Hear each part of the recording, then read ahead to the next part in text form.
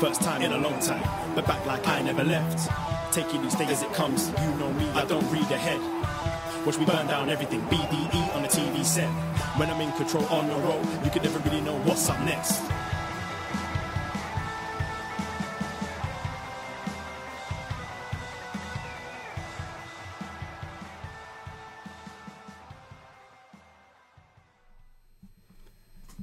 Hello. Hello, hello, hello. Braden Herrington here with Davie Portman for Up Next, postwrestling.com, Apple Podcasts, Spotify, wherever you get your podcasts. And yes, we are your NXT friends.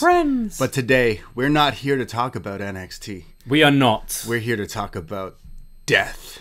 The best death match ever. Yes. If you are deep into the BDE, the Braden Davie experience, or other kinds of BDE, whatever you like. That's cool. Yeah. You may follow us on Patreon and patreon.com/upnext. We do a show called Best Match Ever. We've done chronological past history matches and podcasts on Ric Flair and Steamboat and Kabashi Masawa. We've done some crazy legendary wrestling. Look at different match types, different pay-per-views, different rivalries, wrestlers, you name it. We've all done sorts. We just did a best of PWG. We did a best of Neverweight New Japan title. But today, we are talking about death. But we're soft, and we can't really handle it. we don't know what we're dealing with. So we thought we'd bring on a friend of post wrestling, someone who is a podcast host from Turned Out a Punk, and this man is also in a band.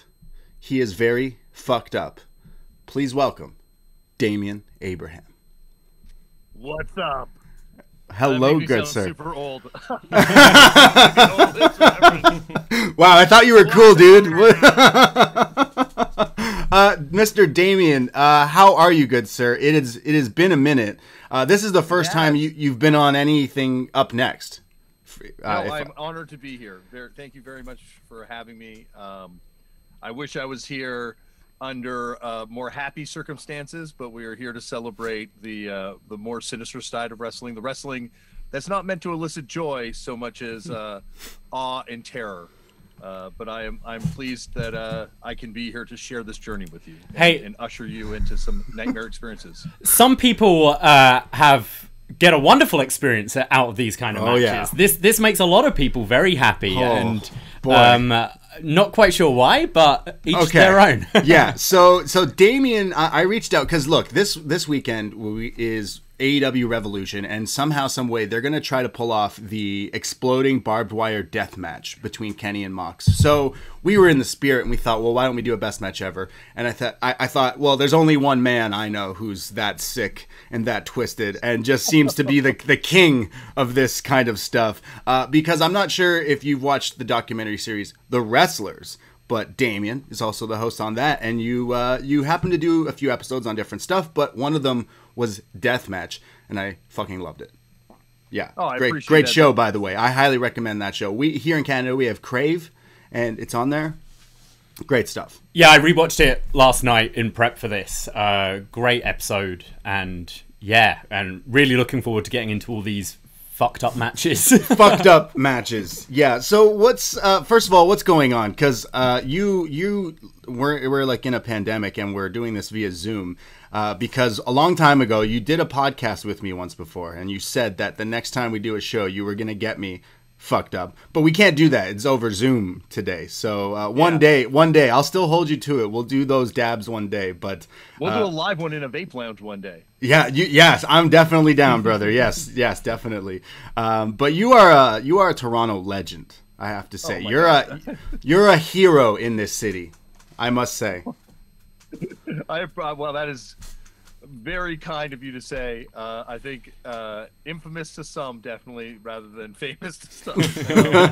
But I appreciate that. No, I feel I am very lucky to be able to have, for as long as I have, kind of, figure out a way to kind of make it work doing things about stuff I love. And that's either playing in a punk band, making stuff about punk music, making stuff about weed, or making stuff about pro wrestling. I've just always been obsessed with these kind of worlds and kind of the way these actual like little micro societies kind of work and interact with each other.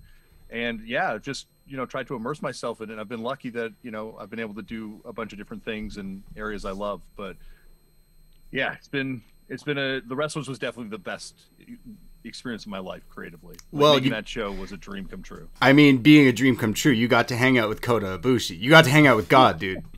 Yeah. That's the one that always I was like, fuck you, man. You just got to hang out with God. So jealous. Still jealous. I really want to try his sleeping cycle one day. Oh, his sleeping cycle. Yeah, I don't know how he does that. Right. But he is God, after all. You think God does dabs?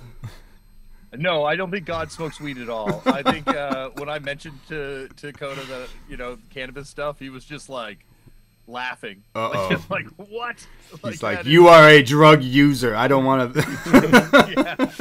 In Japan, weed is a different thing. That's not to say there aren't cannabis users in Japan, and there aren't people that find benefits from medicinal cannabis in Japan. But God help them, because it is a hard go of it. You can be thrown in jail for significant amounts of time just for cannabis. So you don't bring up those conversations too loosely. But when I did mention it to him, he seemed more shocked than intrigued. Anyone I brought up weed to over there, it's like you just brought up heroin. They're like, whoa, wait a second, you like that stuff? That's fucked. It's so weird. To be honest, the culture here compared to the UK is different. That's been a bit of a culture shock to me, and it's still it's way more acceptable in the UK than it is Japan. But I can. It's you can't just walk done. Where we live. We have 5 dispensaries that are closer than the liquor store. That seems crazy to me as a Brit, that I can get weed quicker than I can get a can of beer. But I can imagine Japan completely different. I guess we should say disclaimer, this show's going to be full of deathmatch talk, really violent wrestling, and lots of marijuana talk as well. Because, Damian, maybe you can answer this. I have friends who don't like pro wrestling. When they hear me talk about WWE or NXT or whatever, they're like, nah, not for me. But when, before COVID times, we'd smoke a big fat bat, and then I put on some crazy New Japan stuff, and they go, this is the greatest shit ever. So there's definitely a tie-in between smoking and watching wrestling. It goes hand in hand. Absolutely. Well, I think also there's something about deathmatch wrestling in particular that appeals to people that aren't your normal wrestling fan. Going to the freedom shows in Japan, you're talking about, some people who go there to these things for a good time. It was a bunch of hype beasts in the crowd. It was the coolest, youngest, hippest wrestling crowd I've ever kind of been in anywhere in the world, and these people are all just just going out for a night on the town to watch people bleed all over each other. But back to cannabis. Cannabis and wrestling go hand in hand. Behind the ropes and between the ropes. I certainly have met enough wrestlers that choose to medicate, to deal with, anxiety, to deal with pain, to deal with all sorts of things, with cannabis. And, I've definitely, as a fan, can attest, like you're saying, nothing goes better with wrestling than getting mellow. If you're getting locked in a tank full of piranhas, you need to have something afterwards to take the edge off, don't you? Whether that be a glass of wine, a joint, whatever, you do need something. You need to watch.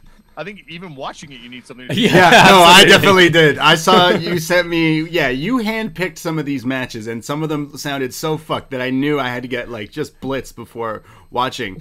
I've definitely gotten you more into smoking and watching wrestling. Davie's on a bit of you were doing dry February, but then you're not your cheat day, but your cheat thing would just be smoke a little, and it's day 52 of no there you alcohol go. See, for me. So he's become now. I know people are probably wondering, and before we clicked record, you were like, "Hey, nice to meet you, Davie." Did you not realize that you two have maybe met before? We have met before. I meant, but in a podcasting sense. It's true. Yes. Yeah. We met outside Ted Reeve, I think, briefly. Ted Reeve, for the ROH. That was right, some ROH New Japan. I was a nobody then. He wasn't podcasting then. Up next was nothing at that point. Yeah, I don't think he was podcasting. So that's crazy. But so you have met, but just briefly, and I've met you. That's how I kind of met you the first time too, at a Ring of Honor event. You came up to me and started talking to me, and I didn't know who you were, and you were the coolest guy. And then I'm like, "Hey, John, this is Damian," and he's like, "Yeah, I know." And I'm like, "Oh, it's Oh, it's Damian Abraham, and I was like, I think we went to that was like Dalton Castle and Kyle O'Reilly and us went out for lunch, right? I think I met you even before a different time than that, like at a different show. That? Yeah, I think so. Yeah. Okay. Yeah, and then yeah. Oh yeah, we had lunch with Kyle O'Reilly. That's so weird.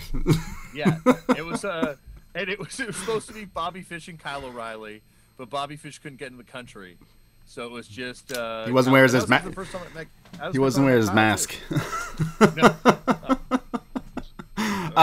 So you do a bunch of podcasting and stuff, and I know probably a lot of people have like reached out to you for like death match because of this weekend again, this exploding barbed wire stuff. But and I know I highly recommend people going and watching the wrestlers, especially the episode on deathmatch, because we're talking about deathmatch. But what the fuck is a deathmatch? Like, honestly, why is that a thing? It's it's weird because like I definitely, I've been kind of like, people have been hitting me up this week and they've been like, oh, well, you're an expert on this thing. And I would never describe myself as an expert. I'm a fan of it. I enjoy it, but I'm more just kind of fascinated by it and the culture around it. I think the history of deathmatch wrestling is really fascinating. Like, it starts in the 1950s. It's actually Terry Funk's dad has one with Ted DiBiase's stepfather, and that's the first titular death match ever held in Texas. Wow. And it was sort of like, the idea of it was that this is a no-hold-barred match. You're definitely going to see some blood, and these guys were, going to fight to the death, quote unquote, but like, in actuality, they're just going to beat each other into submission. And it's really kind of from there that it kind of gets spread around, and death matches start showing up in different places. But the arrival of Onita in America, like, Onita was Giant Baba's young boy. And, maybe he wasn't his young boy, but he's definitely his like apprentice type thing. And he would kind of like come to him and help him out. And then he got injured, and Baba told him, like, we don't need you anymore. You should just kind of retire. And this is after Onita had gone on this excursion to America, where during this excursion, he had been a champion of some sort in Puerto Rico, which was extremely bloody. They were using barbed wire at the time, so he was definitely kind of seeing that stuff there. He refused to give up the championship, got beaten up backstage so severely that he had to go and recuperate at Terry Funk's farm for a while. And he said when we interviewed him on the show, that's actually where he got his real relationship with barbed wire, because he had to help Terry around the farm. So he's like, I was putting up barbed wire every day. Oh my God. And I just got this relationship with barbed wire after a while, which is, probably like wrestling. As you do. A relationship. Flair added to the story, but like, it still makes it great. And then he goes after that and he goes to Memphis. I think actually through Terry, he gets into Memphis, and he's actually in the second Tupelo concession brawl. And the Tupelo concession brawl, which, is like one of the most famous matches in history, which is where the wrestlers brawled out of the ring and brawled over to the concession stand, and they're hitting each other with hot dogs. They're breaking, I think they break the popcorn machine in the first or the second one.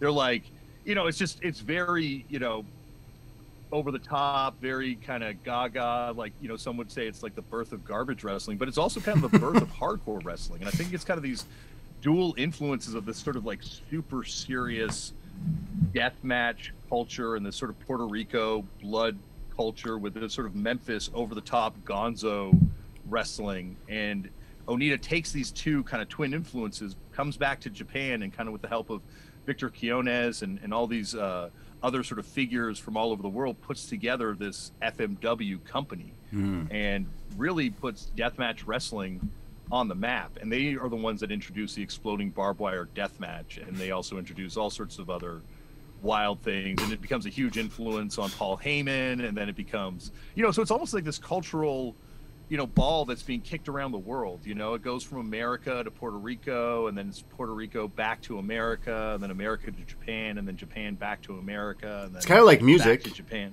Is it not? Very much like music. Like the story of it, like someone creates one thing and starts using certain chords and or whatever, and goes forward. I mean, that I use the example of music all the time when explaining. I think as a wrestling fan in general, you've always got that element of having to explain why you're a wrestling fan, and it's kind of, you say you're not an expert but a fan, but in my mind that does make you an expert, because I say to people when they go, oh, wrestling's fake and shit and whatever, I say, well, give me 20 minutes. I'm gonna pick out a match, we're gonna watch it, and by the end of it, you might not like it, but I hope you at least appreciate it, and you can see what people like. And I say that with music all the time. There's so many different types of music that I'm not a fan of, but the person's selling out 80,000 seat stadium, so they're clearly doing something right and they're connecting on some sort of level.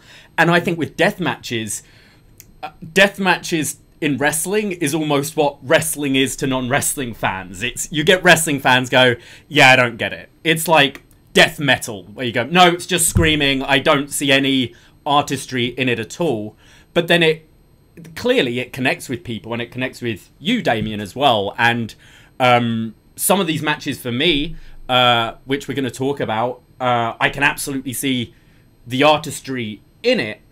Other of them maybe not so much, and that's where I kind of want to hear what you took away from it. So yeah, it's definitely a weird genre, but you, especially watching that documentary you made, you can see that it's the same level of passion, dedication, and just respect for their craft that all these deathmatch wrestlers have. Or, as a lot of them said, they're wrestlers who wrestle death matches. They're not necessarily deathmatch wrestlers. Mm-hmm. Like, I think that music analogy 100% is what works. And I've talked to wrestlers, you know, like wrestlers that have wrestled in, you know, the big companies, and they're very dismissive. Not all of them, obviously. A lot of them have done this, but, you know, a few of them that I talked to were very dismissive of deathmatch wrestling. And it's only when I kind of likened it to hardcore music or punk music or something, like, there is, you know, there's obviously these, you know, brilliant musicians all over the world that are doing incredible compositions that are sprawling and epic and subtle. But then there's also people like, you know, the H100s that are smashing shit up on stage and throwing firecrackers in the audience and throwing hammers into the crowd. And there's places for everything and everyone, I think. And I think that's the thing, like you're saying, with wrestling, you just got to find what agrees with you. And I think with deathmatch wrestling, you know, like, I don't always want music to make me feel happy, you know, and I don't always want wrestling to make me feel the same way. And certainly, you know, with deathmatch wrestling, it evokes something. It's the most extreme performance art in the world, you know, and there's performance art like Joe Coleman, and he used to blow himself up on stage. He's got nothing on Jun Kasai. he made his living as a professional, you know, he's a very highly collected commercial artist at this point, you know, fine artist, I should say. And he does nothing compared to what Onita did, you know, like, these people are just, these are the most extreme performers in the world of anything, athletes, but even artists. Yeah, I definitely tend to compare music and wrestling, honestly, because there's different genres, especially in 2021. Look at all the wrestling shows on one day from different companies, and each ones are kind of different, and there's different types of music, and there's different types of stuff. Clearly, deathmatch and hardcore style, you relate to your punk rock, or your more rowdy type stuff. And yeah, sometimes I want to put on a 9 Inch Nails record and, like, vibe out, but then sometimes I want to watch some crazy deathmatch and Piranha stuff. It's definitely one I'm smoking. But then sometimes I want to watch more of the, like, I don't know, technical side of wrestling. Or, God be willing, put on some Alexa Bliss drooling from the mouth with Randy Orton. I don't know, shooting people in the dark or whatever the fuck he's doing lately on Raw. But it's different genres and different things. And I think that it's definitely something that I compare to. But this is the most hardcore wrestling I've watched now, I'd say, from the stuff that you've handpicked today, good sir, because some of it's fucked up. Well, there's also stuff like out of Mexico I could have, you know, Lucha Extrema, like a lot of stuff from Mexico I should have picked too. That's what I was saying to you, like, it's so hard when you actually get down to it. And I'm like, once again, I'm not, you know, I'm certainly not an expert in deathmatch wrestling. Like, there's a lot of people that they invest their whole lives in this. And but, you know, when I sat down and tried to think of, you know, 5 or 6 of my favorite matches of all time, like, I had 20 that I could have put on here, because it is such a international thing that shows up all over the place, and there's so many people that are still finding new places to take this type of wrestling, which I think is the thing that shocks non-fans the most. It's like, what do you mean they're evolving this thing still? It's like, no, they're introducing scissor boards, or they're putting in all sorts of gross shit. You could not believe ridiculous. What yeah, some of the stuff you chose here today is pretty nuts. I obviously it's the exploding thing that's got everyone going nuts, because this weekend AEW is going to do this. There's no real crowds. Like, there's some people that are allowed to go that they've been doing. I think they'll have 1,000 at least. Yeah. I think. Yeah. And yeah. Oh, I was going to say, it's a cursed match. Like, this is kind of the third serious, maybe the fourth serious attempt in America to try and do this match. Okay. You know, this has obviously happened many times in Japan in many different promotions with variations and things like that. But, like, you know, as far back as ECW, Paul Heyman tried to do one of these. Onita was trying to do it with CZW. CZW was even, like, cutting promos for it at a certain point. Not CZW, sorry, XPW. And then CZW tried to do it and actually brought Onita over, and then the fire marshal shut it down. And then they wound up using all the C4 that was left over, actually, at Danny Havoc's last match, the Viking Funeral. Right. And wow. It was less than spectacular when it was used, because it turns out you need a lot of C4 to make it read from the back of the room. Fuck. I can definitely see these two, though. Like, they've got the artistry and I'd say the respect of majority of the industry. I know Kenny especially is a bit polarizing for some, but I think it's an interesting pair that are going to do this match. And I think that's what definitely spikes my interest, is you see both of their creativity in all the kind of matches they do. So to have an attempt at an exploding barbed wire death match. Especially Tony Khan's got a lot of money. So all the companies you just named, they didn't have a lot of money. So Tony Khan's just going to be like, I'll do whatever it takes to make this, like, look cool. And comparing all these Japanese styles of, like, we're going to go into later, Kenny Omega obviously had the DDT history and, like, the street fighting kind of weird stuff, where he's kind of there, but Moxley's kind of that Terry Funk style, right? So it is a cool kind of... They both love the industry, so... It's something you said, Damian, about even within the industry, a lot of people don't respect it and kind of throw this away. The fact that Moxley was your PWI Wrestler of the Year last year, true, yeah. and his background is this style of wrestling, and if they can pull this match off on Sunday, hopefully you might see a bit more respect coming through the industry, because... the leader of the industry, Moxley, has just, you know, killed it. Exploded. Hopefully. Exploding. Well, that's why I put the Jon Moxley match on this list, is because, you know, that's actually the one I feel the least sort of personal connection to. But at the same time, you know, it just illustrates the fact that Jon Moxley, this isn't, you know, someone just playing with this thing or WWE tacking this on to the name of a pay-per-view. This guy has done way more extreme types of matches than this match. Like, he just that makes an exploding barbed wire death match pale in comparison. It kind of sounds safer than what he does in a match we'll get to today, because this match is, you know, as you're saying, relatively safe compared to some of the matches we're going to be talking about today. I think we should get into Let's get into it, because we're gonna go. You handpick these matches. Now, we've done best match ever. I've mentioned on the Patreon. We've done so many. We've brought in guests. Nate Milton. He got us extreme. He chose Mike Awesome, Masato Tanaka feud, and we went back and watched all of those. Yeah, like, those were great. And then we just had Martin Bushby from BWE. He picked PWG best of, and he's a big PWG fan. And it's great to get everyone. And I knew, asking you, Damian, if I said, "Hey, Damian, what's your best match ever?" you would probably say, with just knowing you, and I've heard you on a podcast a few years ago, it's probably one of the matches you've picked today. And you added it as a bonus because it's technically not a death match. But yes, we will talk about Samoa Joe versus Necro Butcher because you've added it to your list. That is like, I think all these matches, like anytime, you know, Davey, you brought up the idea of this, you know, non-fans bring up the F word, the fake word. And all of these matches test that notion of what is and isn't fake. Because in a real, quote unquote, real fight, you'd never see someone do half the extreme shit these people do to each other. Nonsense. You know? I want a piranha. I wouldn't let you get anywhere near me with a turkey carver. You know? Yeah, like there's just no way that you would like, none of this stuff would happen in a real fight, but it's way more real than a real fight because these guys are doing it to each other consensually. And then, you know, with the last match, the bonus match, that's where it's just like, well, wrestling kind of is real. Like, let's be real. When you watch that thing, you're watching two people trying to murder each other. Like, and there's no very little suspension of disbelief required.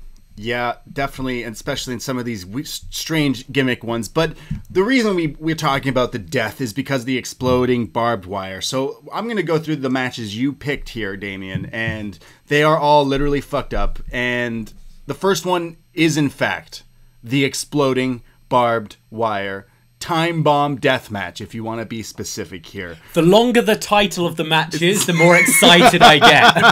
Okay, well, wait, let me say it properly then. Let me make sure I say this. FMW presents the no rope exploding barbed wire time bomb death match. There you go. Wow.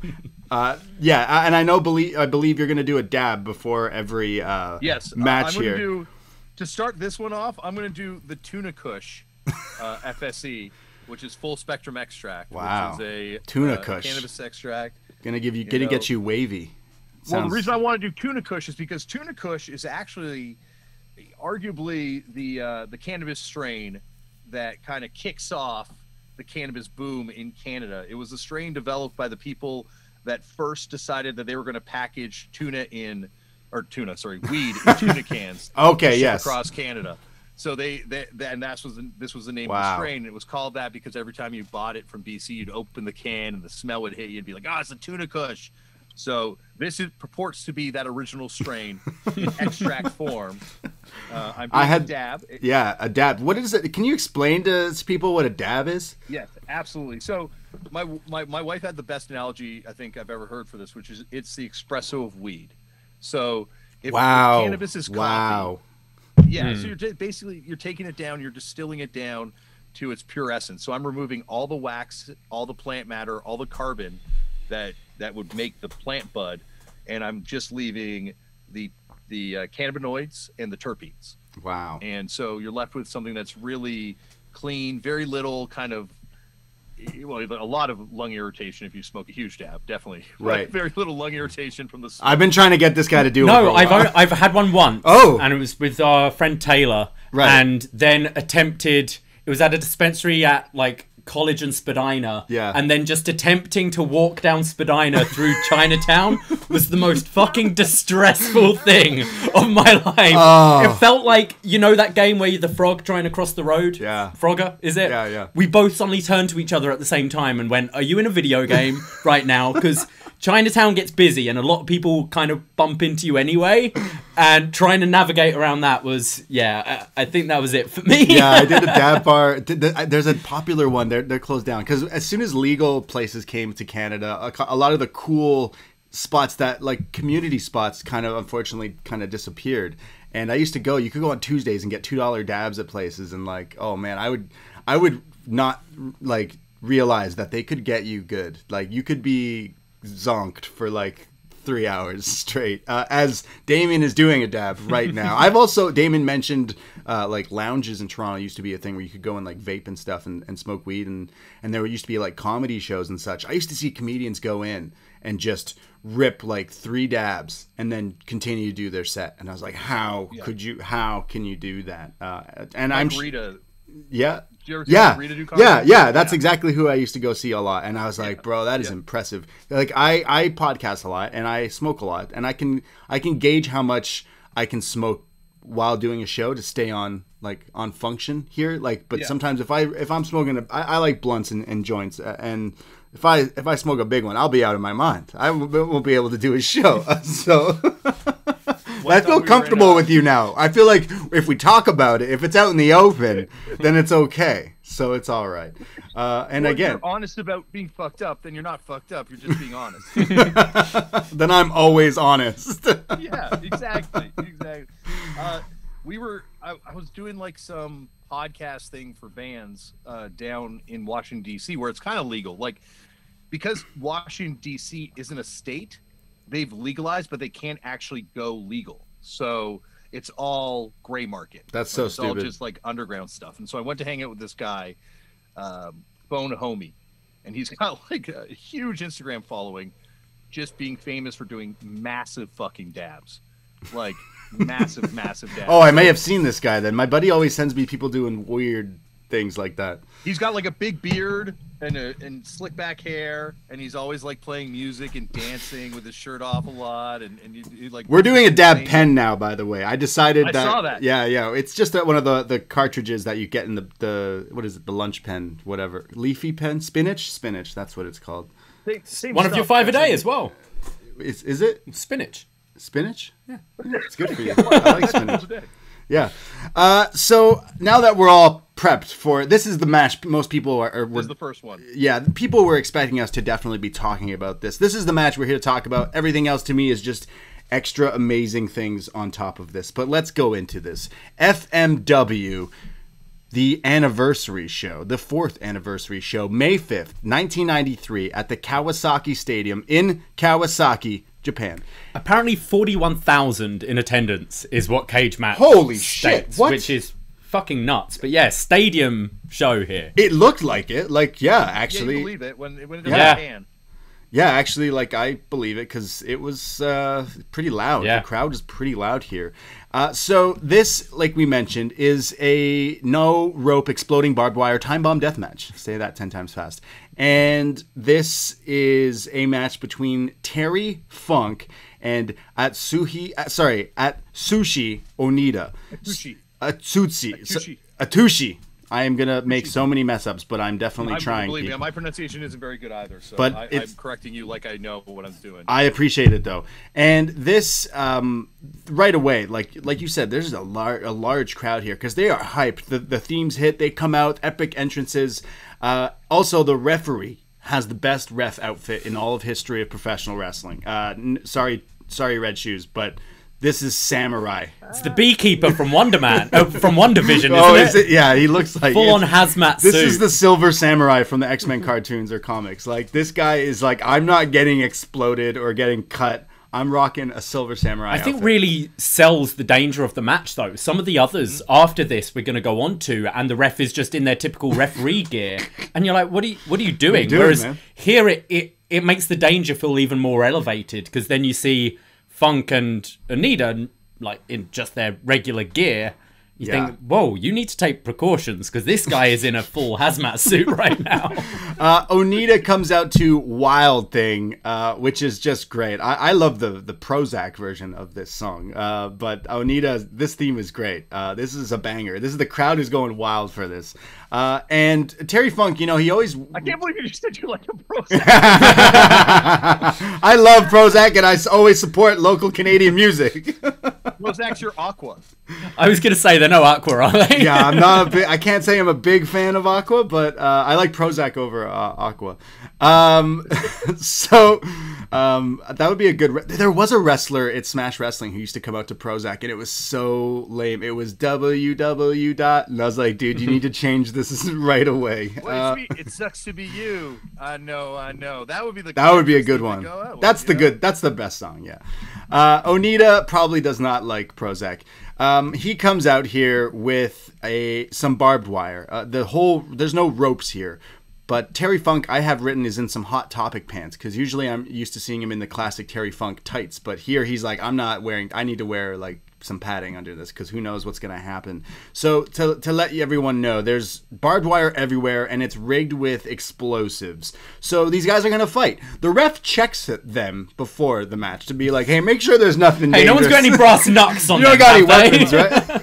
We're going to talk about a wrestler later on who does bring a gun.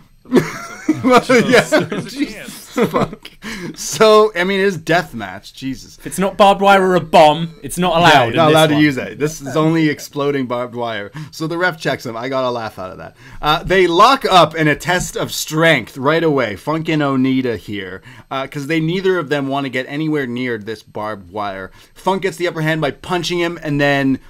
just hits Onita with this right hand and sends him back first into the ropes. And yes, it explodes. It's static everywhere. The crowd goes wild. Funk hits him with a pile driver for a 2 count. Not enough to keep Onita down. And already he's like got cuts. He's bleeding from the barbed wire. And he gets thrown into I'm calling them fireworks at this point. Again, I don't know how they necessarily do this. Like, how do you rig something with explosives that is supposed to, like, hurt people, supposed to look good, but not actually hurt people, is like what? Do you just rig it with fireworks essentially? Well, that's the thing, that there's no like defined thing. Like it's not. It's got to be some sort of electric charge thing, yeah. Because they've got like the wires hooked up to it, and they're obviously hitting some sort of thing to set it off. But like there's some ones, like obviously the famous one between Terry Funk and Cactus Jack, right? Which is where they have boards that are underneath. There's explosives. So when they land on the boards, they explode the board. So there's sometimes it's exploding board. So I think it just varies. Like that's what I'm really intrigued to see what AEW's interpretation of this match is, because Tony Khan, I know he's not going to want to have the match you mentioned, Funk and Foley. That one kind of had lackluster explosions. We covered it in the best of Terry Funk thing. It was smoke, wasn't it? If I remember right, it wasn't smoke. It was kind of it was like a little wet fart. Like okay. Whereas this one, like the visuals here in this is 1993, and it looks cool and it sounds cool. You see like black ash burns on the backs right away as soon as it goes off. And they're bleeding. Like Onita gets thrown into this a few times. And of course you get the classic Terry Funk, get up you son of a bitch, as he's like dragging him. But then Onita comes back with like a back suplex and he throws Funk into it and he sparks up.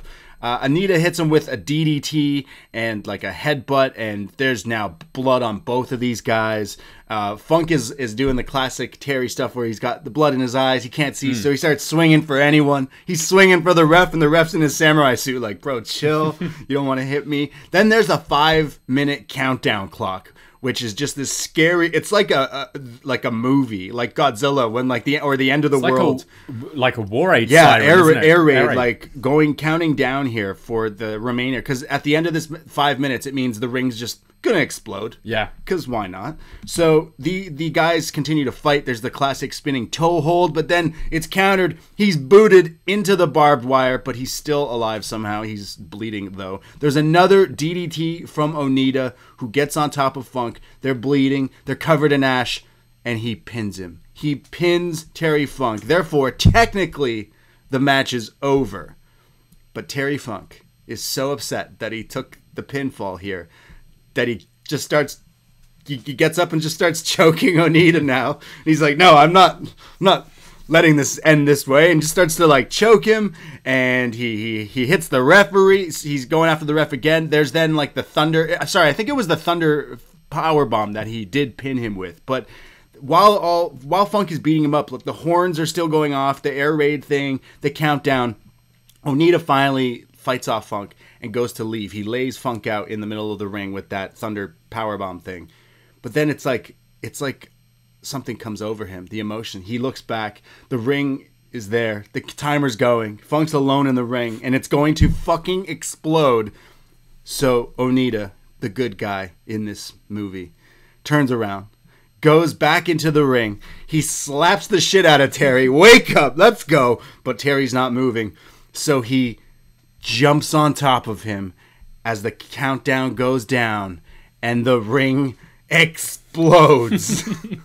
Oh my goodness. Cue the epic Japanese metal guitar here. The shots here through the smoke, it looked really cinematic at this point, like a movie. Yeah. Holy shit. So Onita beats Funk. Funk gets mad, tries to beat up Onita, gets laid out, and instead of letting him die, Onita decides to help him and cover him like a grenade's going off in this epic finish to the exploding barbed wire death match. After this, there's like classic promos here. Like basically, I couldn't tell what he was saying, but I could imagine it's, hey, I'm alive. Yeah, I didn't die. I'm okay. I didn't die. We're both okay, because both of them are like, they can't really walk by themselves, but they are cut up. They are bleeding. Wow. Damian, what are some thoughts on this match? This is my favorite match ever, I think. Wow. Because the way it's shot, the way it feels. And Bahu FMW, who's I think I think without argument the #1 English language authority on FMW and kind of Japanese deathmatch wrestling in general. He has a list of the top 100 FMW matches and related matches of all time, and he has this at like number 19. And even though he's the expert, I really disagree with him, because I just think, like you're saying, Davey, the way it's shot, like there's that shot where Onita's, well, first of all, when the referee grabs Onita and he's trying to tell Onita, like, the timer's going to go. You won. Let's get out of here. Let's get out of here. And Onita just throws the referee out of the ring. Like, get the fuck out of here. And then he leaves, and he's walking, and there's that shot of Terry Funk laid out, and they're shooting from the other side of the ring, and you just see Onita on the other side, like, looking at Terry Funk in the ring, and you can tell what's going in his mind. The clock's going down. Like, it's shot on film, too. It just, I don't know. I just every time I watch this movie, like a movie, I hear. See, movie, yeah, every time I watch yeah. this match, I like by the end of it, I'm tearing up because there's just something about it. Like, if they were smart, they just do a shot-for-shot remake of this match because it's really like it just tells the story of that barbed wire perfectly. Like, obviously these guys get hurt, but compared to what some of the other matches people have to do to get over with the audience, they don't have to do that much. Well, you know, I'm watching as a fan, but it doesn't seem like they have to do that much, and it just sells. It just comes off like so amazing. Yeah, I think this match probably has the best lockup ever. Like the opening sort of grapple, which is like, all right, this is how we start a wrestling match. We have a grapple. The intensity of it, because you know if you get muscled into those ropes, you're exploding. So right away from the beginning, just something as simple as a grapple is so important, and you don't need to do a whole lot. I do like that they are having a wrestling match, but so much of it is based around trying to push to the edge. Like a really tame, badly done version would be that Mimosa Mayhem match from last year. But that's essentially what you're doing. The tease is of going towards the ropes. I love the finish with Onita saving Funk. It really feels like in those films where you've got the good guy fighting the bad guy, and then the bad guy like falls and there's a pit of fire below him and he's just holding on, and the good guy grabs his hand, and even though they were just fighting to the death, he's going to lift him up because he doesn't want to see this guy fall to his death in flames. It was very reminiscent of that. Personally, I think I'd have liked a bit more of a build to the pinfall. I think the pinfall kind of caught me off guard a bit, and then I guess the lack of commentary and the lack of English commentary as well. Not quite understanding why the time is still ticking down when the match has ended. It's the get out of here. Yeah, the bomb's gonna go off no matter what, no matter when the match ends. For sure, that bomb's gonna go off. Because wrestling. Yeah. You can tell, like, well, they're competing against that clock too, right? They're doing this match, and the whole time, like, that's why it's such an amazing thing to kind of watch them pull off, because the storytelling's so great. But yeah, you can tell they had to rush it. They're probably like, okay, we got a lot. Like, even in those last 30 seconds, I'm like, the thing's gonna blow up before it gets back in the ring. It's kind of good. He runs to make it. Yeah, it is exactly like a movie. You mentioned it reminds me of that. It's like, I gotta save Bubba, and the way you even mentioned, Damian, the camera shots. It's like epic. I always we watch a lot of like New Japan stuff, and I think even to this day New Japan does classic simple filming of wrestling. You don't need all these crazy camera cuts and everything. You just need good shots. I could have done with Naito and Evil having a time bomb on their matches last year at like 2 minutes. Yeah. I love this. This exactly reminds me of a movie from start to finish. We did a best match ever, Terry Funk, and Terry Funk is just iconic to me. I think he's one of the greatest. His older stuff, we watched through his history of his matches. Some of the stuff he did was just crazy. And of course, this sick son of a bitch is in a exploding barbed wire death match. It's just crazy. And Onita as well, taking these crazy bumps. That famous image of him going up against it is just fantastic. I think this is exactly a movie, and you could show this to a non-wrestling fan, and they'd probably think you're crazy. But it's a real like shock to the senses as well with that siren going off. It's scary. It really builds that intensity. It scares me. Again, like a movie. If you're creating a horror film, you have that phone ring go off really loudly, which cuts the tension, and that's kind of what this siren was doing for me as well. You're completely right. This is a film. It's like the end of the world when they go. Yeah. It's like, oh, Purge. Shit. Yeah. But like, unlike a film, this is all one take and no stunt doubles, and it's just like, that's what I love about this match. It's just like the not just what they're able to do in the ring, and obviously, like, yeah, compared to, you know, like Okada, Omega, it's not that, but you know, still the storytelling, and I just also love the psychology of this kind of match. Like a lot of people in wrestling are like, it's just garbage wrestling deathmatch stuff, but with this match, you have this thing that we in the audience as people are all afraid of, which is barbed wire, and explosions, and they're put together. So we all know that this is bad, and it's just, you know, that they're going to have to deal with this thing at some point in the match, and it's just that tension that creates as they're going, you know, and they're running towards the barbed wire, and they're holding each other back, and they're leaning into it, and they're going to hit it for a second. Like, it's such an amazing match to witness. And I've never gotten to see one of these live, but I can only imagine what it's like live. So you're saying we're going to Revolution this weekend? Let's go. Road trip. Let's get in. It's worth violating restrictions. They'll understand. They'll understand. Exploding. It's exploding. Hey, if anywhere we'll understand, it's Florida. Yeah. Not Texas? No, Texas, no. Maybe worse. So Onita beats Funk. They both survive, but barely. But in this epic, violent encounter, it's an iconic moment in violent wrestling, like hardcore wrestling, if you will. And it's from '93, and it's fun to really go back and watch this. I could not find a Meltzer rating for this match. However, cagematch.net is a website we go to quite often to look up, and this match has quite a few ratings from some fans, and it is sitting at an 8.33. So hey, that means it's pretty good. Again, we can't really rate these matches out of 5 stars. Would we rate it on out of dabs? Would we rate it on the Muda scale? What would you rate this on? What's our ratings system here? When Pollock comes on, he did his coffees. What did he call did it? The coffees, yeah. I don't know what. I guess dabs would be ours, but I guess, like, bro, you got to see this, because that's like kind of when I think of these matches, I always think of like a friend coming over, like, bro, you got to see this video. Like, it'll be like some RF video.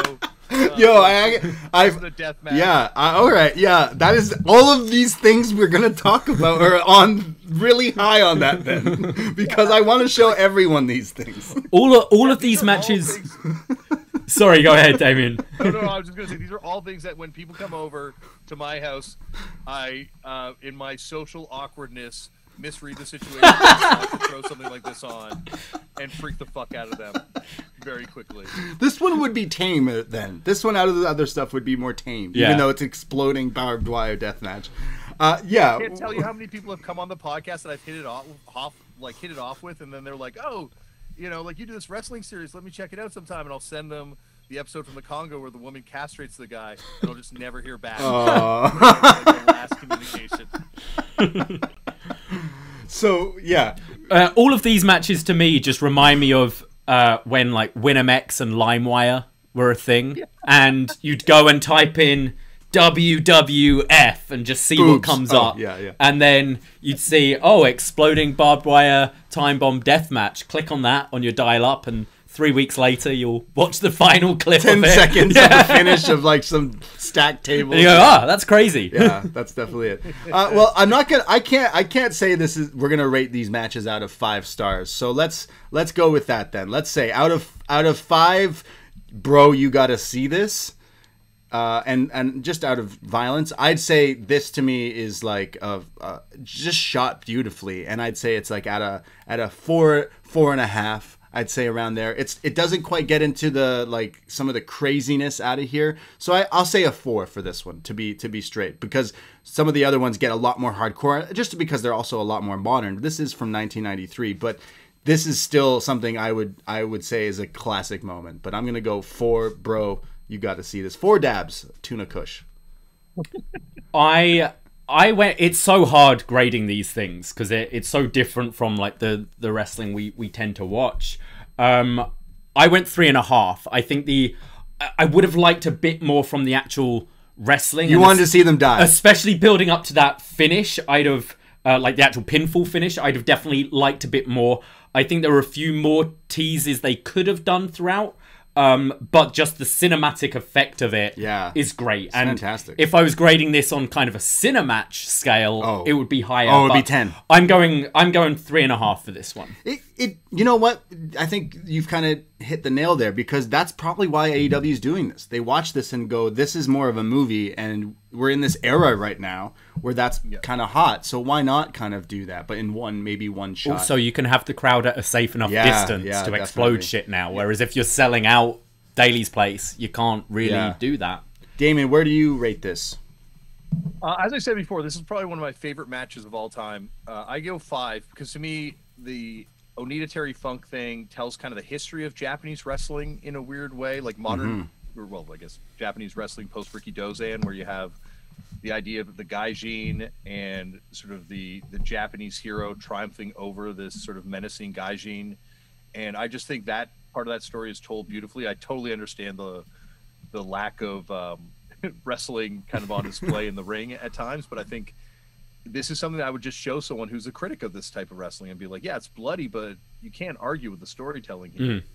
Completely. Yeah. And a lot of like this one is from '93 and it's from FMW, so like it's easily available. All the matches today we linked up on the forum Post Wrestling. I didn't quite mention that, but we shared them, and you can go kind of find them by various means online. I think this match is a classic. I honestly, I've watched it a few times, and it's as ridiculous each time as I watch it. But I am a big Terry Funk fan, and I can say I'm also a big Onita fan. And Damian, do you still own his bat? Oh, I do. I was going to bring it over here, but I thought it was super pompous if I'm just sitting here holding a bat when we came on. Shout out to Junk Shop Dog too in Australia, who hooked me up with a bunch of cool Onita toys. And actually, my friend Nikki from the band Nothing gave me an autographed FMW shirt. Wow. Oh, fuck it. We're going portable for a second. It's going to maybe make the audio weird. Oh, no. No, that's okay. Damien, in the episode of The Wrestlers, interviews Onita, who we just talked about, and gets him to sign a bloody barbed wire bat. And as Damien shows us on camera, Patreon exclusive, is in fact this bat. Damien, you got it from the shop in Japan, right? I got it from Totocon. Yeah, that store is like close to heaven. I think the closest to heaven I've been. It's just like how would you describe this shop? A lot of stores in Japan with wrestling merch is crazy. It would be like if you went into it would be like if you're like if you're like a dinosaur bone, like a fossil collector, and you walked into the Royal Ontario Museum, and you could just buy all the dinosaurs. Buy dinosaurs. Yeah, it's like I would go to that place just to see it as a museum, as a tourist, and I did. Like the first few times we were there, I was just there as a tourist, because it's museum quality pieces. They had Muda's entrance gear, the great Muda's entrance gear from his first match, like that red kind of Jedi Stormtrooper thing or the Imperial Guard thing. They had that gear there. They had Andre the Giant's autograph and handprint. It's crazy. I would pay to see in a museum, and here I am just window shopping for it. But this bat was one of the things that I was lusting after, and I kind of was like to the guys that were doing the show with me, Jeff and Nathan, who were friends, I'm like, it would be awesome if we bought the bat for the show, bring it home. And they're like, well, we got to get it approved. So I did legit buy it on my credit card, thinking that there was like a 50% chance that I would have to pay for it. But Vice never got it. I love how you just casually pulled it out at the pub in the documentary. Walking around. Well, the worst is walking through Narita, about to fly home with it in my suitcase. Oh, jeez. You can't blame them when they pull it over. You can't fly. You can't be in Narita Airport with any dabs, vape pens, or nothing. But bloody barbed wire bats? They'll understand. That's cool. That's fine. I was just like, how am I going to explain? I don't know if you can see it because of the shadow, but how am I going to explain that blood right there? Yeah, this is my Onita shrine in his house. Amazing. Clearly, Damian loves Onita here. Yeah, he is to me. He's like the Ric Flair of Japanese wrestling because, there's all these incredible stories about him. So. He retires from wrestling to become an actor, does a couple movies, but then he goes into politics, gets elected to the Japanese Diet, and then has to leave politics because there's a sex scandal involving him having a threesome with a porn star and the secretary for a minister. Fuck yeah, Onita. Divided apartment. Wow, I knew this guy was what a guy. I could tell his steez, his vibe is pretty G. Too bad he couldn't get him as the special ref this weekend for. Well, that's the one thing I kind of with Tony Khan. I'm like, yo, you've got the money, up the check and give Onita his give Onita a little bit of props with this. Get Onita to do the entrance. Maybe they are going to get Onita. Maybe, yeah. Who knows? Yeah, that would be cool. But clearly, we need to watch more of Onita because he sounds like a guy I'm interested in listening. Well, he eventually gets the coolest entrance of all time when he goes to New Japan, where he comes out with a leather jacket and just smoking a cigarette. Yes, that is the best. Oh my god, so good. I know Moxley wants to do that so badly because he has so many photos of himself like recreating it, but never has done it. I don't think they won't. Yeah, maybe they'll let him do it on Sunday. Maybe they'll let Big Show smoke his cigar on the way to the ring on his debut. Big vape. He's gonna have to have the vape. Oh yeah. That's what I want on commentary on that new Dark Show. Just plumes of smoke from Big Show as he's vaping away. Watching fucking Kylan King. Background on my old computer was the shot of him at the Hall of Fame. Yeah. Blowing the vape to the floor. Big Show vaping. Fuck, I love it. I want to vape with the Big Show. Sorry, the large event. God, I've smoked weed with a lot of wrestlers, but I would definitely take up vaping to vape with the Big Show. Who's the best wrestler? What's the best time you've had smoking with a wrestler? Who's the best to smoke with? MVP. We did the last episode of MVP's podcast at Planet Paradise in Toronto, and we got Santino, like he was off the planet, but Grado. Oh yeah, like, he was like a puddle. He was just like a puddle on the floor after one dab. Oh I can't imagine there being good weed in Scotland, to be honest. So that doesn't surprise me. So there's good weed everywhere. It's just there's how many places that have the good weed is the thing that changes, I find. But I've smoked some incredible UK cheese in my time. And one time I asked for it on Instagram or Twitter, and we showed up at a show, and these kids came up with a bunch of Tesco cheese blocks for me. Oh my god! Oh my god! Thank you, but I mean, you're in a band, and I mean, before pandemic, you've like toured and stuff like that, and something we've had like a little rapport of just going to some wrestling events, and anyone listening, you know, will eventually be able to hang out at wrestling shows. But I've definitely used Twitter and been like, hey, anyone who's going to the show, like I'm in a different state or a different country, I can't find stuff, come have a smoke with me. In the future though, everyone's gonna just have their own, because you know, the whole COVID thing has just ruined everything fun. I think the idea of us all sitting in a room right now coughing each other's faces is definitely a pre-COVID kind of fun. With Exploding Barbed Wire death matches from 1993. So that was our first match. Yes, we've made it through, and we've given our ratings. And bro, you got to see this. Did I give my rating in the end? I was going to say. You said a 5. You said 5. Okay, good. You already said 5. You can't take it back. Yeah, you can't take it back. It's the tuna talking. That's for sure. Exactly. The paranoia's kicked in. That's what happens when you smoke the sativas or the hybrids. Too high, man. They're never gonna have me back on the show. I gave a 5 to that. Right out the gate. I was a 3-2. We go to our next match, and it is also a Exploding Barbed Wire death match, because why the fuck not? Again, handpicked by Damian, and I will say I've never seen this match before, and I am so excited to talk about it. This is also from FMW a few years later, May 5th, 1996, FMW's 7th anniversary, and this is Combat Toyoda's retirement match against Megumi Kudo in a no-rope Exploding Barbed Wire death match. Holy shit. This sounds great. This is also in Kawasaki Stadium, so this is the same place. There's probably just as many people. It's exactly 3 years later as well, yeah. Yeah, that's crazy, because it also sounds lit there. It sounds like I wanted to be there for this match. Toyoda, you might have to fill me in here, because we just watched a match with Onita, who comes out to Wild Thing, but now Toyoda coming out here with Wild Thing as well.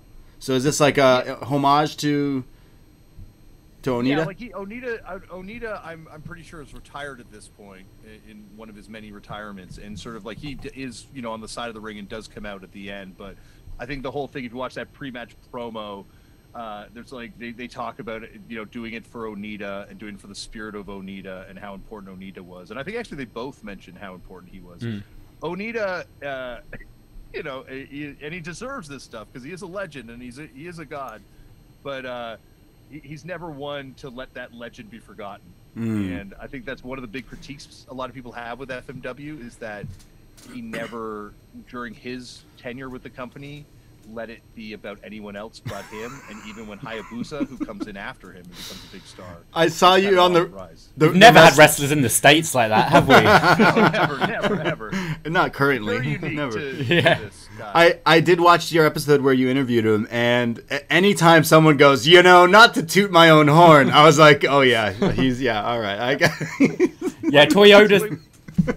I was going to say, when we got to the when we did the the Ice Ribbons match that we'll talk about later, when Onita actually was there when I went to that match, we filmed with Onita during that show, and we're walking through the backstage, and we walk by our barbed wire board, and he stops me. It's like, hey, come here. I invented this. I'm like, shit, man. He invented awesome, barbed wire. He did. I'm a fan of all your shit, too. Like, I've seen, I know you. Don't worry, you don't need to put yourself over. I'm going to put you over pretty good. Amazing. Shout out, Onita. So, yeah, we're going to this barbed wire. Make sure you have your dab lined up there, Damian. I've got it. Now, I'm going to do for this one, I'm doing, because this match is so awesome. I'm doing Funfetti Cake number 3. Nice. Wow. I don't even know what we're doing here. I think it's pineapple. Funfetti Cake number 2, isn't it? Yeah, something like that. There's a pineapple smell to it too. The Funfetti. Yeah, I like the pineapple stuff. So this is now a barbed wire exploding match, but with 2 women in the match. So I mentioned Toyota's coming out to Onita's theme song "Wild Thing." But Kudo, her opponent here, is rocking this like Ric Flair style pink robe. She's looking gangster too. They're both the different contrasting styles. Imagine like Charlotte Flair versus Rhea Ripley, essentially, because Toyota's gear is like kind of more goth. She's got the classic makeup here, like looking really scary. And Kudo's kind of coming in like the classic wrestler style. Kudo's a lot more petite as well. She's more like your Kairi Io kind of build, and then you've got Combat Toyoda, who's a lot bigger and stronger, which kind of in any sort of match is kind of terrifying, the size difference, but especially for this style of match, absolutely.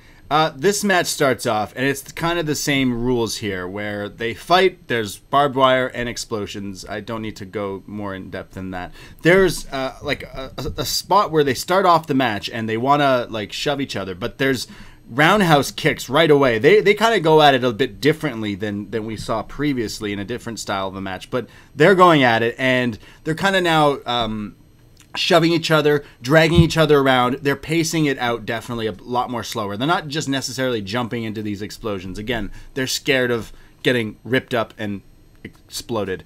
Toyota hits a power slam and then like a running drop kick, sending Kudo into the exploding barbed wire, and I screamed at my TV so loud. Holy shit. She comes back from being ripped up and lit there. There's then a tornado bomb from Toyota for a 2 count, and this looked great, but it's only the 2, so the match continues. There's then another Irish whip, and this time Kudo Irish whips and counters and throws Toyota into more explosions. Oh my god, just crazy. I thought I was screaming at my TV before this, but then there's a like spot where one of them German suplexes the other into the barbed wire and the explosions, and this made me jump out of my like chair and just scream holy shit, because these women just killed each other with this. There's near falls, which at this point I'm like, you're gonna have to kill them at this point. There's then like blood everywhere. They are both bleeding. They are cut up. There's then like a tiger driver for a near fall from Kudo, and then a stacking Ishii style powerbomb here, like stacking them up. Still only a 2 count. Then it's Kudo who picks up Toyota with what I'm calling the vertebreaker, drops her on her head, pins her. Kudo pins Toyota in Toyota's retirement match. After the match, there isn't quite like a countdown for a big explosion like the last one we talked about. But after the match, it's as if Toyota's like just dead. And like her manager or someone here is like slapping the piss out of her cheese here. Like, wake up, they're getting water poured on them and everything. But this was wild. This is what I imagine a wrestling match that takes place in Barbed Wire Exploding, because they're just actually having a wrestling match that just so happens to do moves into this exploding thing. I thought this was crazy, dude. Yeah, no, this is Bahu once again. Bahu FMW. This is his #1 FMW match of all time. I think this. I don't know, Davey. I'm interested to hear what you think, because I think this does have much higher quality level of in the ropes, between the ropes action. Like, once again, it's that sort of All Japan women's. Both these women came into All Japan women's dojo, and neither of them really, you know, I think Combat Toyoda was forced to leave because of an injury, and I think Kudo was also told that, you know, just didn't make the cut, and so both of them show up, kind of having left wrestling with Onita, and which is very much like Onita's story, being told to leave wrestling by Giant Baba. And took a chance on them, but I guess knowing how talented they were, and it was gangbusters. Like, this really kind of took the company through a period where this was kind of the main events for a while. And yeah, I once again, this is such an incredible match for me.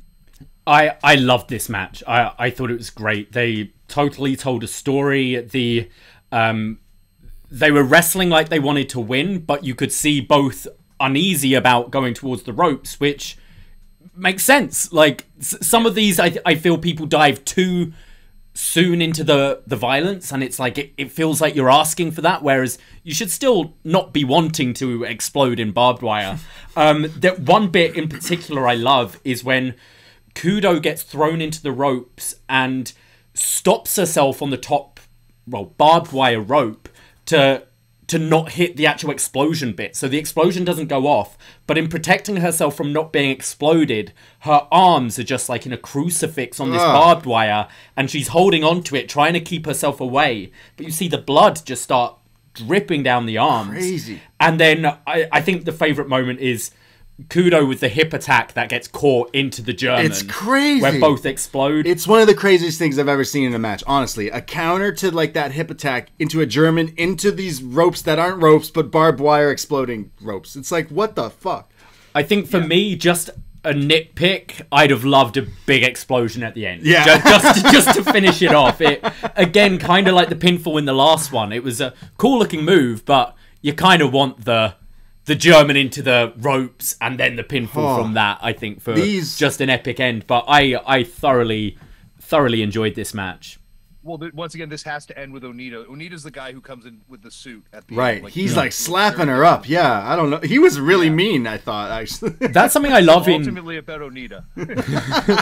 That's something I love in Japanese wrestling in general. At the end of a hard-fought match, they come out with the ice packs right away and really sell the effects of the match. It's not just lights go off and you stand up and walk to the back. Here, throwing the water on them to like soothe the burns and all that. Like you really got the sense that these two went through a war. They're walk to the back after, they're crying, they're bleeding, they're probably burning. This was nuts. This is one of the most awesome matches I've seen, definitely. This is like hardcore to a next level, and these ladies are hardcore. I thought these women killed it. I loved this match, and I would show this to high on the bro, you gotta watch this scale. I'd give it 5 on that scale. Ooh. Man. Definitely. I thought this was great.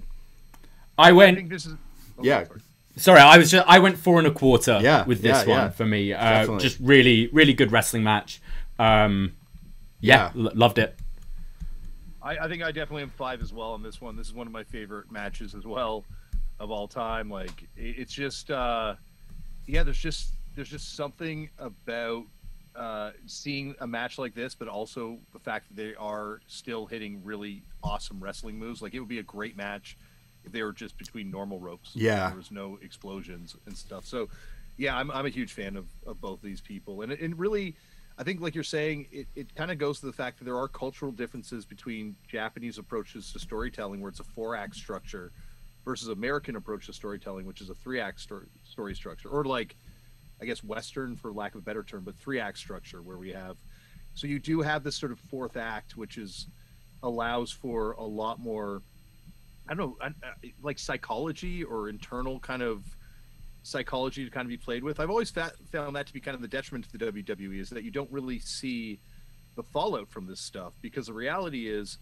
everything they're doing hurts, you know. Like, obviously they're not going to kill each other doing it, but at the same time, like, everything they're doing hurts a little bit, and to show that and to convey that only makes what they're doing seem that much more spectacular. Yeah, I kind of think it goes to that 50-50 booking of WWE, where, like, in Japan, they'll really tell the story of the loser, and that story starts as soon as that bell has rung. Like, here, Onita looking kind of a bit furious with Toyoda here, whereas WWE, it's like, oh, we can't have them lose the match, and therefore you just get this 50-50 booking, whereas here it's important. The character moves forward from a loss. And it starts right from the bell at the end. Yeah, I really like this match. I know FMW is known for some of the crazy stuff, and this is just two women, like, actually having a great wrestling match, but it's inside this ring that's fucking rigged with explosives. I smoked a big fat one before watching this, and I was shouting at my TV, especially when, like, it's one thing to see Terry Funk get thrown into stuff. I feel like maybe I've just seen him, like, get hung by Stan Hansen. I've seen him just get killed, moonsaults off ladders. Like, I've seen Terry Funk get thrown in dumpsters. But to see these, like, two women go at it, and you mentioned, like, Toyoda looks really scary, intimidating, but this Megumi Kudo is, like, more smaller and, like, just like kind of like a pretty girl. And here she is getting ripped up by barbed wire, exploding, and it's just crazy. I recommend. This is nuts. Great pick, dude. Oh, no, well, I'm happy to. Once again, Bahu FMW says it's the best one of all time, and really, you get to see, what you're saying. Like, this is the, there's something, women's deathmatch wrestling is not something you find very often in America, but it's huge in Japan. Yeah. Well, someone else watched this match and thought pretty highly of it. Dave Meltzer gave it a 3.5 star rating for an exploding barbed death match. That's crazy. Speaking of Dave, like, yeah. And also, there's been, like, the inflation that's gone on with the star system has been. That's almost like that's like a 5-star match today. Yeah, I was 5-star world. Just going to ask, what is the prediction for Sunday? Like, he's breaking 5 surely for this? Surely. Yeah. Well, this match is also on Cage Match, and it's at a 9.13. So, like, people online, like, clearly, like, you're right, dude. Like, they clearly know this match and look fondly back on it, and I recommend it to anyone who haven't watched it. But yeah, pretty high up here in the deathmatch scale. Are we ready to move on to our? We're kind of moving away from exploding barbed wire, but don't worry, it still remains hardcore, if you will. Get your dab ready. This one would be, I'd say, this one would be the one to have your tuna for, Damian, because we're gonna be talking about fish in this match. That's why I got the do-si-do, because I'm just doing some do-si-do away from this thing, because this one to me freaks the fuck out of me. Are you scared of fish? I am definitely got a weird thing about being attacked underwater by an animal. Yeah, oh, me too. I love going to beaches. I love, like, beach everything, water, everything. I wish I could live on a boat, but man, am I scared of, like, getting attacked by some sort of fish or shark or fucking something. The match we're talking about is a hardcore wrestling match that involves piranhas. Yes, the Amazon River Piranha Death Match from BJW Summer Night Dream in Yokohama from August 19th, 1996. Big Japan Pro Wrestling in Yokohama, Japan. And it's at the Yokohama Bunko Gymnasium. This gymnasium was not ready for what was about to transpire. So this match is two guys here. Mitsuhiro Matsunaga versus Kendo Nagasaki. Damian, please explain what a Amazon River Piranha death match is to the people at home.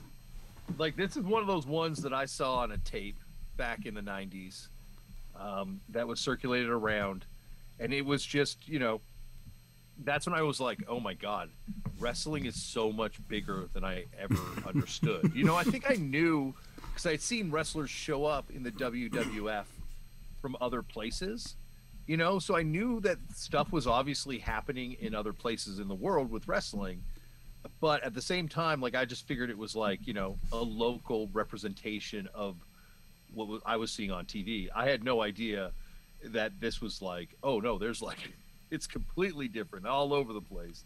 And so, yeah, this is a match where the winner is decided by the loser being put into a rather large fish tank full of, I've tried to guesstimate how many. I'm going to say like 50 some odd piranhas. There's a lot of piranhas in this thing. And I know that you could say it's wrestling, it's fake, but they look like they're real piranhas.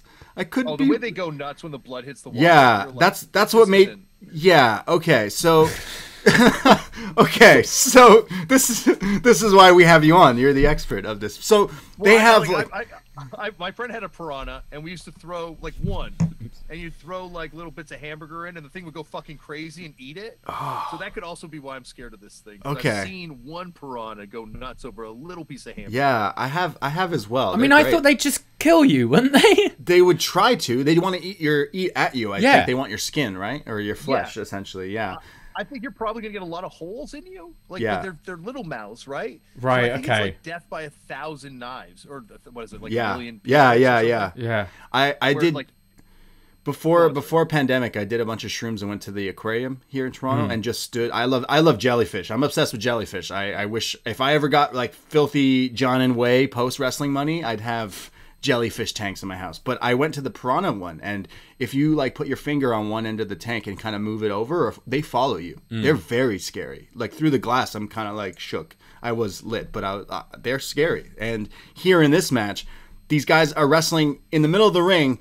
There's just a tank with piranhas in them, and if that's not enough, there's like barbed wire boards and fucking all these sorts of weapons in the ring because a tank of piranhas is not enough. Shout out to these guys for having we found this match on YouTube, and it's kind of like a condensed version of it because they actually like wrestle more of like a match throughout the thing with them using the barbed wire in the corner, and like they get cut up on that. And then the story of the match here is they keep trying to drag the other guy into this tank. So Matsunaga versus Nagasaki, and they're going at it. They're hitting each other with all these weapons, and they keep trying to dip each other's faces into this tank. And it's when the barbed wire's used and stuff, they're actually cut open and like they're bleeding everywhere. And the shots here of like one of the guys holding the guy's head over the tank while the blood's dripping in. And you mentioned, Damian, you can see these fish are reacting to this. They smell the blood, they taste the blood, and they want more of it. So that's what I found was really fucked. Even watching this is from the 90s, watching it on YouTube potato quality, you can still see that with the fish like reacting. So they keep going back, but he's not getting dumped in here. There's a nasty powerbomb spot, and if that wasn't enough, well, fuck it, a pile driver, because, hey, if I can't put you in fish, maybe I'll break your neck instead. Matsunaga then gets thrown into it here. Nagasaki's not playing around. He finally gets him into this tank, but he keeps trying to get out of it, and, like, he keeps moving his limbs out of it because he's clearly feeling like these fish bite him. So he's trying to get out of this tank, and Nagasaki's like, nah, bro. So he grabs the barbed wire board to cover the tank while the guy is inside of it. Holy fuck. The crowd boo at this as well. They're like, yo, okay, you've won. It's over. That's shitty. The refs come, they move the board, they pull the guy out of this fish tank, and you can see for me, it was the chest. His chest looks so holy. He is Swiss cheese here, and it's just dripping blood. And there's blood in the fish tank. There's blood in the ring. There's blood all over this guy. And clearly, these piranhas were very hungry. So technically, Nagasaki wins this match. But I'd say we all won this match because we got to watch it. Yeah. This one stays with you. This is the one where you got that chant like, this is scarring. This is scarring. Dude, this is fucked up. You're never going to be the same. And also, I think and we'll talk about this in another match coming up. Something about seeing deathmatch wrestling in fucking daylight is so... It's morbid. It's weird. Ugh. This is crazy. Why is this a thing? On the scale of, bro, you gotta see this, this is a 10. Like, I've sent this to 3 people this week already. But on a scale of wrestling, like, -3. Like... Yeah, I mean, I just don't even know where to start with this one. It's all about that stunt at the end. Well, it's not a stunt, is it? It's the guy getting put in a tank of piranhas. The icing on top is definitely the board being put on. Fuck. I think that is the most terrifying moment of the match, because you're like, oh shit, now you're trapped. Because before you could be in there and it's like, all right, I'll do a bit, and then I'll jump out screaming or whatever. Whereas now, fuck, I'm trapped in here. Obviously this is a highlight form, so you can't quite get necessarily the flow of the match going into it. But this is probably the one that sticks with you the most. With me the most out of all these. Just it's a really terrifying idea. I'm scared talking about it again. It's giving me the heebie-jeebies, bro. I've got goosebumps. Yeah, this is Big Japan wrestling. You know, Big Japan still goes, obviously, to this day. And it goes. Like, they go hard. Wrestling, it's still, like, friggin' crazy. You know? They also have Giant Panda, though. It's like the Giant Panda wrestler. So they should have him in a fucking piranha match. An actual panda versus a panda man. That's insane. These 2 guys are legends, and they also train some other wrestlers that we're going to be talking about later on too. Matsunaga has a steakhouse now, and that is apparently really good and is still alive. So the piranhas didn't kill him. Good to know. Does he serve piranha at his? Well, I remember in Vice, God, it would have been like '96 that they had an article about Japanese deathmatch wrestling. And just how this crazy stuff that was going on in Japan, and like they talked about the quote unquote AIDS match where the person got thrown in full of a vat of needles or something. That's fucked up. That's disgusting. All these things of these stories, and this match was talked about in that. I remember there being a picture. I wish I had my old library of all that Vice stuff. Oh, I don't have those things. I'm happy you don't. That sounds really gross. It was a lot of that stuff was like super weird, and this is like in a moment where. Like now, I think at least you have the benefit of being able to understand it when you hear about something weird. Like even if it's not cool or it's disturbing, like you can at least understand it. At this point, you hear about something fucked up, and you'd be like, "Well, it's probably real. Like they're probably just killing each other. Like this is fucked up. Why can't where are the authorities to stop this?" Yeah. Really, there's a governing body of sports that should intervene. Well, I'm thinking, look, AEW's got all these eyes on them this weekend with the barbed wire exploding thing, but this would be you could not do this legally in North America. You would not be able to do this match. You probably couldn't legally do this in Japan. Like realistically, this is probably not legal out now. Like animal rights groups would. Oh yeah, true. Yeah, true. Yeah, right. Yeah, you'd have to like make gimmicked piranhas. Or something, sea bass, something, This was a game-changing match. This opened my eyes to such horizons. When you sent me this hand-picked list, Damian, you sick fuck, I saw this on there, and you had mentioned to me, I talked to you on the phone a few days ago, and you mentioned to me that you were going to try to find this piranha thing, and I laughed it off like... We've talked about it. We did it in the most extreme moments, extreme moment. Yeah. We did a show, and but watching it now, I'm like, this is nuts. I recommend search the Piranha Deathmatch on YouTube. It's a 5-minute clip. It opened the door to other classic animal matches, such as the Kennel in Hell match. Yeah, that's right. They were inspired. Equally as terrifing. That would be a great best match ever. Just animal involvement. Animal matches. This one would win because it's so fucked. I used to work at a video store. We had this tape called Japanorama, and it was just compilations of just different Japanese This was beyond it. No, this one wasn't, but there was a match that was like took place in a floating ring that was like 3 sides of ropes. And there was like a wrestler, and I wish I knew more about Japanese wrestling back then because it's probably someone known. Wrestling just like a bunch of dudes in giant fish-filled diapers. Oh, and then they throw them in the water, and there's like these, I guess, sea cows. I don't know a lot about fish either, apparently. Yeah. Huge fish that come up and start trying to eat the fish out of the diapers. And the guys are like swimming away, and it's so weird. It's the weirdest animal wrestling thing I've ever seen. Yeah, that sounds really weird. I'm trying to look it up. And all of this afterwards is like, and here's your hot dog and handshake. Have a good day. I give up because my Google search does not like what I've just put in. So Yeah, like I said, we watched like a condensed version of this Piranha thing. I highly recommend you watching it if you have not checked this out. Again, honestly, if we're going by wrestling scale, this was an abomination. But if we're going by holy fuck, you need to see this, bro, 10. Because, like, this is nuts. Yeah, I'm not going to rate this one because, like, as I said, we saw the highlighted version, and I think it would be unfair. I'm going to be a Dave here. Yeah. But just watch this. It's ridiculous. Like, if you don't believe that this happened, just watch it. It happened. It's out there. Like a jellyfish match or something. Like, there's so many different avenues you could go with this. This reminds me of, this would be a sick stunt in a movie. All these matches today we're describing are like in movies. You know, you watch an action movie like John Wick and you see him like fighting all these guys, and then the spot in the fight is he kills a guy with like a book or something, or Jason Bourne kills a guy with a magazine. In wrestling, the spots of these types of movies or matches is these crazy things. Like, well, remember that time in the movie he uses the sharks or whatever. This is like the beginning of License to Kill. Yeah, exactly. What fucking piranhas. Holy shit. Crazy. Crazy. Yeah. This is what I sold Vice on. Like when we wanted to do the original thing about wrestling, they're like, no one likes wrestling. And I'm like, well, you guys wrote articles about this shit back in the day, like, you know, blah, blah, these death matches, like all this crazy shit. And I'm like, this stuff happens in America. I can make this movie for like no money. And they're like, okay, well, let's just go see what you can get. And I went back and Jeff Cannonball stuck a Kenzon in his head and they had to remove it with pliers, and it took 5 people to get it out. And it was like, it was history, you know, Dark Side of the Ring, and the wrestlers are here as proof of that. Yeah, and I love, as a wrestling fan, I love both of those shows. I am obsessed with both of those. And it's like their main product now. It feels like. Well, yeah, the whole dark side and all that. Yeah, all dark side of Vice.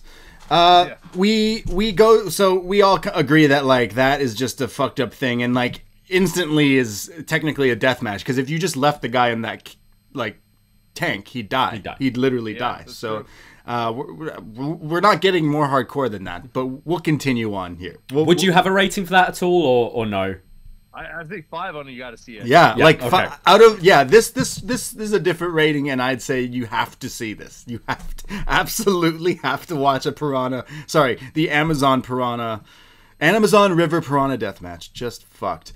Let's go to an actual wrestling match. Let's cleanse our palate. You know, let's feel good about wrestling, and let's go to 2005, June 11th, IWA Mid-South Wrestling.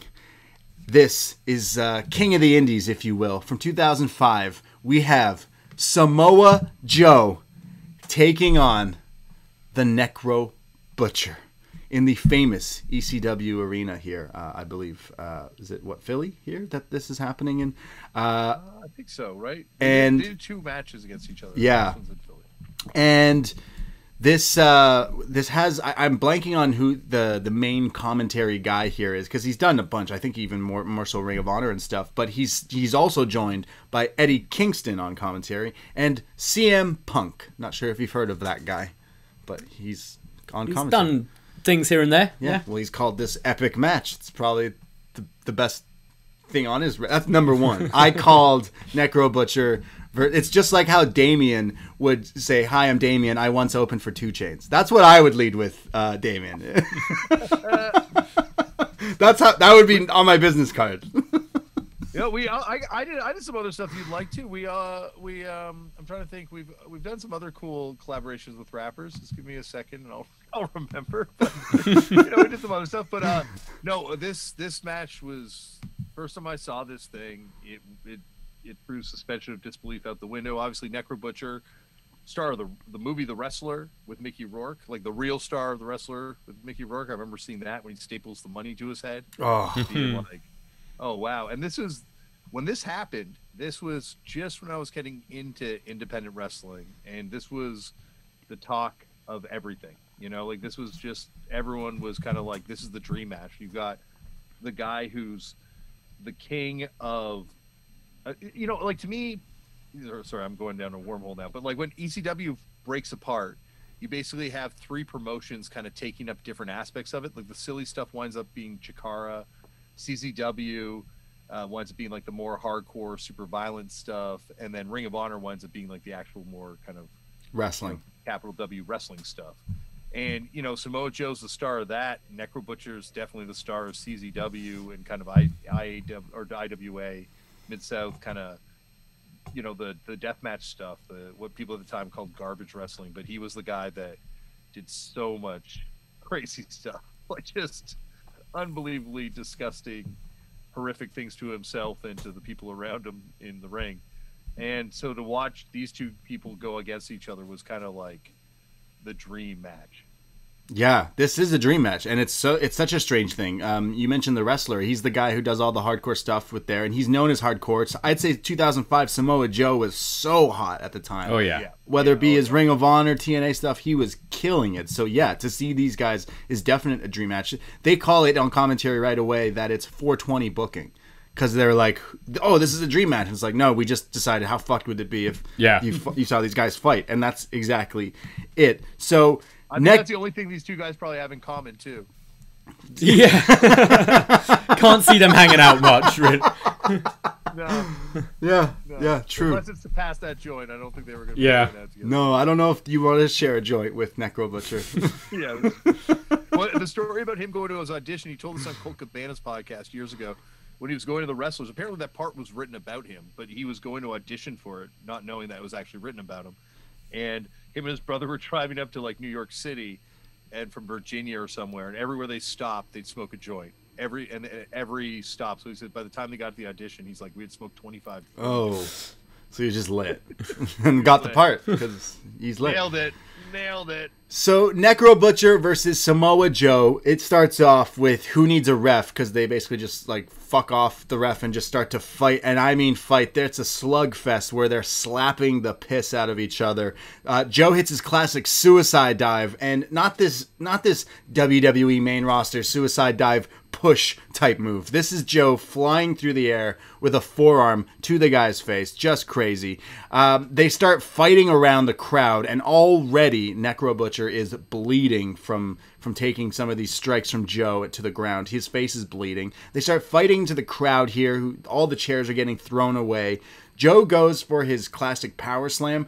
This is more of a snap flatliner to the floor kind of thing. This is nuts. He crushes Necro's face against the ground here. Yeah, it looks like he's going for his exploder, right? Yeah. And then just halfway, he's like, "No, I'm just drilling your face into the." And it's not the it's the first time. It's not the last he does it in this match, which is just nuts.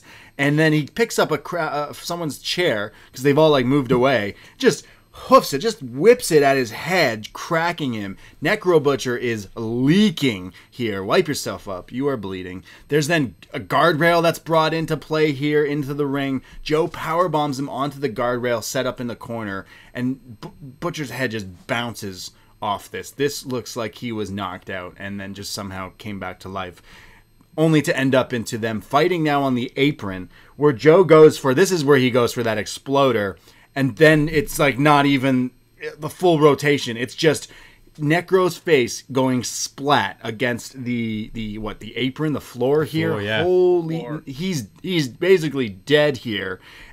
Just nuts. There's German suplexes. Punk, like I mentioned, is on commentary. Eddie Kingston and Punk are going off about how crazy this is and how insane these guys are and the intensity here, because they're just killing each other. Necro's trying to give him everything he's got. Punk says someone's going to die. There's German suplexes into like standing set up chairs, but still Necro is not giving up. They get to their feet. There's a strike fest. There's palms. There's slaps. There's right hands. Necro Butcher, it's cliche in wrestling, but a crimson mask here. Muda skill, top 10. He's bleeding. Joe puts him in like a cravat, just drills him with these knee strikes, and then it's just final, just this one knee strike to the head, levels him out. The ref decides to count it out, and the match is called out. Joe wins by, I'd say, TKO, I guess you could say. Samoa Joe defeats Necro Butcher, and I say defeats because that is what he beat him here in 9 minutes 49 seconds. Wow. Yeah. I know you love this match, Damian. This is 10 minutes of Joe killing this guy. Yeah. Yeah, he doesn't get a lot in, you know, like he smacks him a little bit, but like, you know, there's a couple moments when he does that sort of like almost like a, I guess like a scoop slam face buster into the concrete on the outside. Yeah, that's fucked. And his head cracks open. There's that one where they go off the ring apron and he hits his head again on the ground on the same spot, it looks like. And then there's that thing where he does it, where he hits the back of his head off the guardrail in the corner when he puts the guardrail in the corner. How did he get up? Like, yeah, you're just like, holy shit! Like, this is just like uncomfortable to watch. Like, it just, that's the thing. Like, the whole idea of real and fake. Like, in the UFC, if something started looking like this, they'd fucking stop it. Yeah. There's no way they let this thing continue. I've heard from wrestlers that like Samoa Joe around this time was no joke. Like, he could turn it on, and it was like, and he would eat someone up. Like, and this is the best example of that. Like, this is Samoa Joe eating someone up, and this is why he was the most beloved wrestler on the indies now. Like, I think it's hard for people to remember how that weren't there, like just what level of popularity Joe had. Like, Joe was like Kenny Omega, Nick Gage, and I don't even know, like Tom Lawler all rolled into one. Like, it was just like he was it. He was real as fuck, and everyone was scared of. I would go and see him wrestle, and it was just like awe-inspiring every time. And the promo after this match, if you continue to watch, they uploaded this to their YouTube for free, IWA, but his promo after is so scary. He's like a villain in a movie. He's like, it's the I just killed you thing, or I just put you in the hospital, and he's like don't fucking step to me. Everyone out there, it doesn't matter where you are, like, don't step to Samoa Joe. You feel like kind of someone told Joe before the match, oh, this guy doesn't feel pain. This guy does fucked up stuff. You can do whatever to him. And he's like, okay, I'll show you. Because it's just relentless. And he works a different stuff. We did a best match ever, Samoa Joe's title reign. In Ring of Honor. Yeah, looking at that epic title reign. And this is a very different match to a lot of them, because he's just out there to beat him up. The fact, I think my favorite part is those knees, because after he's delivered all these knees, you just see Necro Butcher's blood on Joe's knee. So he's making contact, because the blood is actually coming off of his face onto the knee. It's gross. And yeah, under 10 minutes, just it's a mauling. I really loved this. Yeah. This is a cult classic when it comes to wrestling. Like, it's essentially, if you know it, you know it. And a lot of people I know have asked us to kind of cover this match. And of course, I knew you'd somehow find a way to talk about it. This isn't a death match, but it's a death match because it's Samoa Joe killing. I mean, the weapons are Joe's body, right? Yeah, to be honest, I'd find this scarier than barbed wire. Like, barbed wire, sure, I'm going to get cut, but I don't want Joe fucking flying at me and drilling me in the head with knees and stuff. It's the head cracking off the cement ground that's definitely fucked up. This is a mauling. This is crazy. I have not found a Meltzer rating for this. I don't think there is one. But 7 stars! It shocks me that there's not. But I have found its rating on Cage Match, and it sits at a 9.10. So, hey, that's pretty high considering. I know this is a cult classic. A lot of people refer to this match all the time of just the viciousness of Joe here. I'd say it's definitely, for wrestling fans, it's definitely a, hey, you got to watch this match. Definitely like a 4 or a 4.5 there, because it's great. It's also just a pretty good match in itself to watch, because it is just a wrestling match, but damn, they're killing each other. I went a 4 for this. It's like almost the best squash match you could have. I put Brock versus Cena at SummerSlam up there as well. But I think to go any higher than that for me, there does need to be a bit more competitiveness. But as this is probably like, this is a 5-star squash, if you will. It's crazy. It's great. Damian, what do you think? I'm gonna say it's a 5. Like, this is one of those ones that I've definitely shown people, to their horror and to their joy in some cases, depending on the situation, many times. And I don't think I did a dab for it, so I'm going to do the Herp Trail Farms blend.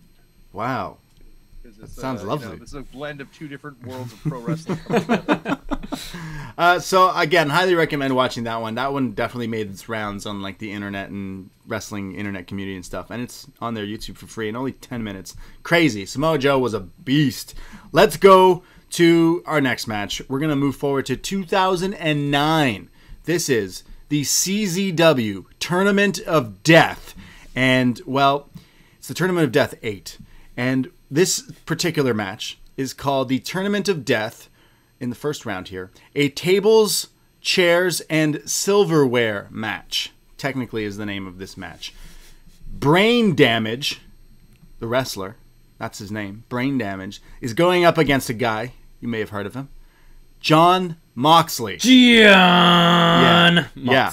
This is from the June 6, 2009, Combat Zone Wrestling in Townsend, Delaware, USA. I can't tell you the venue because it's just outside. It's someone's garden. Garden, I'd say farm. Yeah. It's TJ Hyde's parents' farm. There you go. It's at TJ Hyde's parents' farm. So picture your crowd here, somewhere in Delaware. Hi, I'm in Delaware. It's outside. There's people chilling, and the beginning of this is they set up like a table and all the plates and the glasses, the silverware. It's like they're having dinner. The dinner is presented, and they say that it's a cake, and they're cut a piece of cake, and they say that it was baked with thumbtacks in it. I believed it because everyone looks like they all like shopped at Hot Topic in the 2000s. Look like they were really into like, I don't know, Marilyn Manson, ICP, that kind of those kinds of people. And the thumbtack cake is thrown instantly at each other, and this is when the match technically starts. The table's thrown at Moxley from Brain Damage here, but at least they got to have a bite of the cake. They start to brawl all around this ring. They start to bite each other. The guy, Brain Damage, takes a plate, smashes it over Moxley's head, so he takes a plate, misses. The crowd boos him. The crowd hate Mox here. They hate him. He grabs another one. He smashes it over his head, and he gets, "You still suck." That's probably the only chant I'm going to repeat on this show. There's then a fork from Brain Damage to like the forehead of Moxley here. This is disgusting. Then there's like series of forearms and chairs on the outside. I have more crowd chant comments. And there's then like a shovel that's ringside, and I thought for sure, I was like, oh boy, he's gonna use a shovel. He's like, you know what, I don't want to use a shovel. Drops the shovel. Then Brain Damage picks up a sword. Yes, a fucking sword in a wrestling match. But as he's like about to use it, Moxley comes at him with a belt and wraps it around his throat, like basically choking him there. There's a David Carradine reference on commentary. Jeez. Moxley then, I think it's Mox who gets hung by the belt, turned on him by Brain Damage here. He's beaten to shit. Brain Damage then goes and gets I don't know if I'm describing this right. Is it a baseball bat with a saw blade through it? Right. Yeah. Okay. They say it's a modified tomahawk. I'm like, what in the fuck? So a blade through a bat is about to be used here, grinding it against Moxley's face and forehead. There's then a car windshield that's brought into this that Moxley gets suplex thrown through. It's a barbed wired wrapped car windshield. There's then a package pile driver bomb type thing, and it still is not enough to keep Moxley down. Somehow he's still alive. There's then a power saw. Like it's a turkey carver. It's a turkey carver. Yeah. No, it's a power saw. It's definitely Oh, is it's it? More I thought than it was one of those electric. It was a little mini blade. It's like a jigsaw. Yeah. To like tinier things. You could like you're doing like construction in your house. You use it to saw like. You could carve your turkey with it. Yeah, I mean I figured it was a turkey carver because it's one of those things. Yeah, and he's got this little power saw thing brought into a wrestling match. The crowd are livid, and he starts to just grind it and turn it on, using it on Moxley's forehead here. Holy shit! Come on, what is going on? You see the blood coming out, like that's when they're close up. And this is what shocked me when we were shooting the wrestlers episode too. When there's the power sauce thing that I forget who has it used against him, but anyway, you see skin, you see the blood coming out. Like He's really solid. It's fucked. It's not even just blood, because blood like splatters out. It's like chunky blood. It's parts of his forehead. It's like it is fucked. I'm yelling at my TV at this point. Come on, dude. Come on. He's bleeding as he's grinding his face here completely. He goes back. He lets go. You think it's over, and he's like, nah, I'm gonna go back and do more of it. And he goes back and he's grinding. Moxley is screaming in pain here, rolling around in his own blood everywhere, because he also got fucked up from that car windshield. Some other guy comes out looking like fucking Leatherface with a chainsaw now, like, comes out to make the distraction finish, which allows Moxley to roll up brain damage. And in the Tournament of Death 8, Moxley wins this match. What in the fuck did the other run in? Oh, sorry. The other guy runs in with a fucking Foaming Crow. It's Sami Callihan. Yeah, Sami Callihan comes in. There's like, oh fuck, this was, as soon as power saws were brought into wrestling matches, I was trying not to throw up. Yeah, it is one that will stay with you too. This one is like, this is why Jon Moxley is such an incredible wrestler to me, is because he does it all. Like he can do, obviously he does a lot of brawling stuff, but the fact that he does this type of wrestling, like once you do this type of wrestling, it's like, as far as I'm concerned, like you're willing to do fucking anything. With your body. Anything. Getting carved out here on a CZW show in some farm. Like, this is fucked. This is like backyard wrestling mixed. Like, this is CZW to a T. This, again, is, I think, on their YouTube for free. This is so fucked. Wow. This didn't do a whole lot for me, to be honest. I mean, I'm someone who definitely appreciates what these guys are doing for our entertainment and doing that crazy stuff to your body. For me, this lacked the psychology. It felt like at times okay, I'm going to let you carve my head here, which I need to see that struggle. I need to see in a wrestling match, someone wants to win and like both guys want to win, right? And you're trying your best to avoid getting hurt so you can win the match. And I felt it was a bit too cooperative.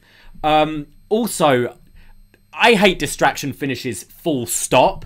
I'm sorry, but you're getting carved up to the head and all this, but oh, that guy's not in the match. Whoa, 3 seconds, my shoulders are on the floor. Vince saw that. It's like, come on.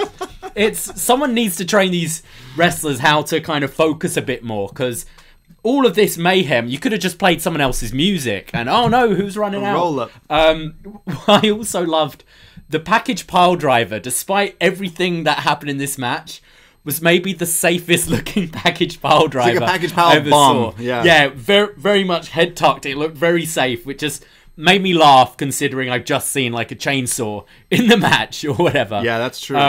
But yeah, this didn't really hit for me at all. It was just violence. It was just violence, but I do appreciate it. It's the same, like for me, I love Saw 1, the first one. Yeah, you could describe it as torture porn, but there is that story that goes through it, and the narrative's quite strong, and it's got a good twist. You fast forward to the later Saw movies, and it's just an excuse to have a trap with gore, and I felt this lent more towards that side. Right. Good comparison. I didn't like this as much as the other stuff, but I know why, Damian, I know why you picked it, because it's ridiculous. We're talking about death matches. Well, these guys are using power saws. It's terrifying. Yeah. Like, and I think, Davie, you touched on, like, that's the big critique I think a lot of people have of deathmatch, and that's a lot of the people we talk to in Japan, their argument about why Japanese deathmatch is different than American deathmatch is because there's a lot more psychology at play. I think the Tournament of Death is truly the most unique environment I've ever seen wrestling in, and if you are a fan of pro wrestling and can stomach the blood, and when COVID's over and it's all safe, obviously, seeing one of these outdoor deathmatch tournaments is something I strongly recommend doing. I know GCW does a couple of them too, because nothing like seeing blood in the daylight to really bring home. Oh my god, the nightmare. It sounds. I don't know what's scarier, the power saws or some of the people that were in the crowd here in Delaware. Oh my god, the fans. Dude, the fans. Well, actually, no. And I gotta be honest, I met some really cool people there too. Like, really cool people. Yeah. But there were also some terrible fucking human beings in the crowd too. I can't put it any other way. Like, You know, like I've met people that I've remained friends with to this day, and some people that I hope I never see again. Right. That is fair. Well, hopefully not brain damage, because he has like chainsaws and all this stuff. He was kind of scary too. They brought a gun. Someone brought a gun one time to the TOD to try to give to a wrestler to use. Oh my god, that's fucked. Yeah, because you bring your own weapons, but like it's not real. You don't need a gun. They'd still kick out though. But God forbid you get distracted by a roll up. I'm surprised it wasn't you like someone shot in the arm or something. Yeah, you know, kneecapped. Yeah. Oh no, that's terrible. There's been stabbings. You know, like done in the ring and stuff like that. So, you know, I unfortunately, you know, I think now that we've said that, you know, we're not the first people, but now that people have said this before, eventually it's going to happen. Someone's going to try and pull a gun spot. Fuck. It's ridiculous. I wouldn't go as high on this. This is definitely up there to like show your friends who like sick shit, because I know a lot of people that would get a kick out of watching Jon Moxley get a saw to the face. I'd go around a 3 for this one, because it's still fucked up, but I'd probably show people and be like, here, let me skip to this saw spot. But there's some fucked up shit, including that car windshield. Really crazy. I went a 2 for this one. Yeah, no worries. It's a 5 for me because it's so fucking crazy. It's Jon Moxley, you know, where no one's seen, you know, like this is Jon Moxley. Yeah, it's crazy. A guy that's carried basically 2 companies at his, you know, at 2 different times now. And we're watching him do this wild shit that, God, like this pushes everyone's boundaries. And also I think I love the manager, Bill Graham, who's the evil manager character. I think he's one of the best managers ever, and he's really creeps me out every time I see him.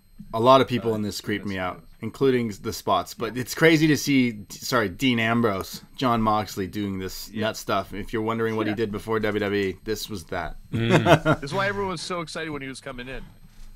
At first, like, oh my God, they're bringing in that guy, the guy who can cut the amazing promos and can do all the fucked up shit.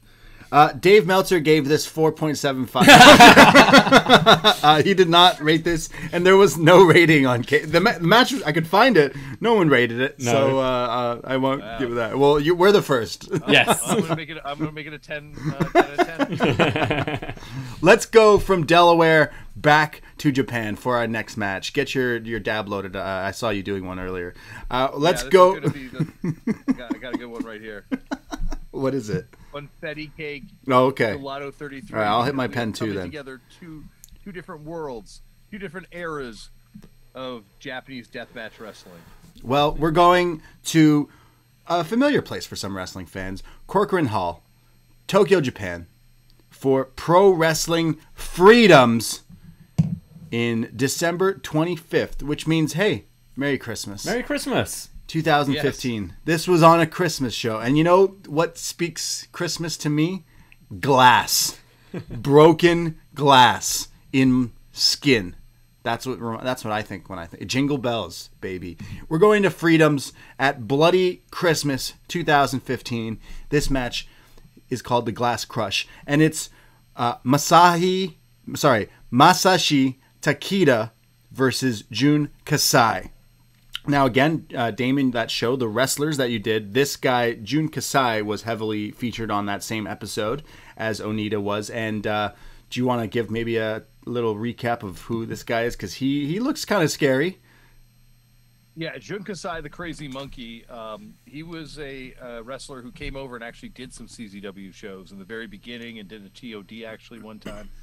And actually, it was watching his TOD where that's one of those things where I'm like, fuck, we should make a documentary about deathmatch wrestling at TOD, because they were popping glass out of his back afterwards and stitching him up, and he's shaking all the other wrestlers' hands after the last match. And I was just like, this is so wild. But he's incredibly charismatic, almost like a crossover celebrity a little bit in Japan. Like he does sort of mainstream talk shows.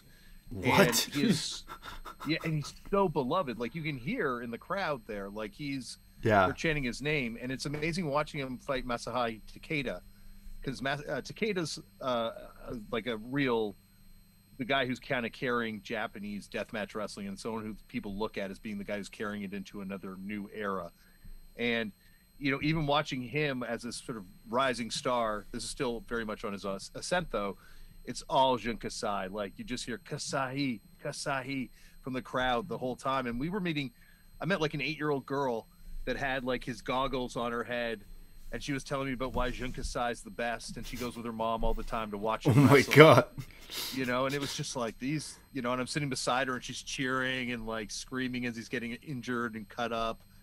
And it's just, and he's got this sort of like infectious charisma that when you're around him, you can just kind of like, you kind of see it. He's like almost like a Mick Foley, I guess, you know, like the same sort of lovable, you know, guy, and his back just looks like a Jackson Pollock paint being done with puppy paint.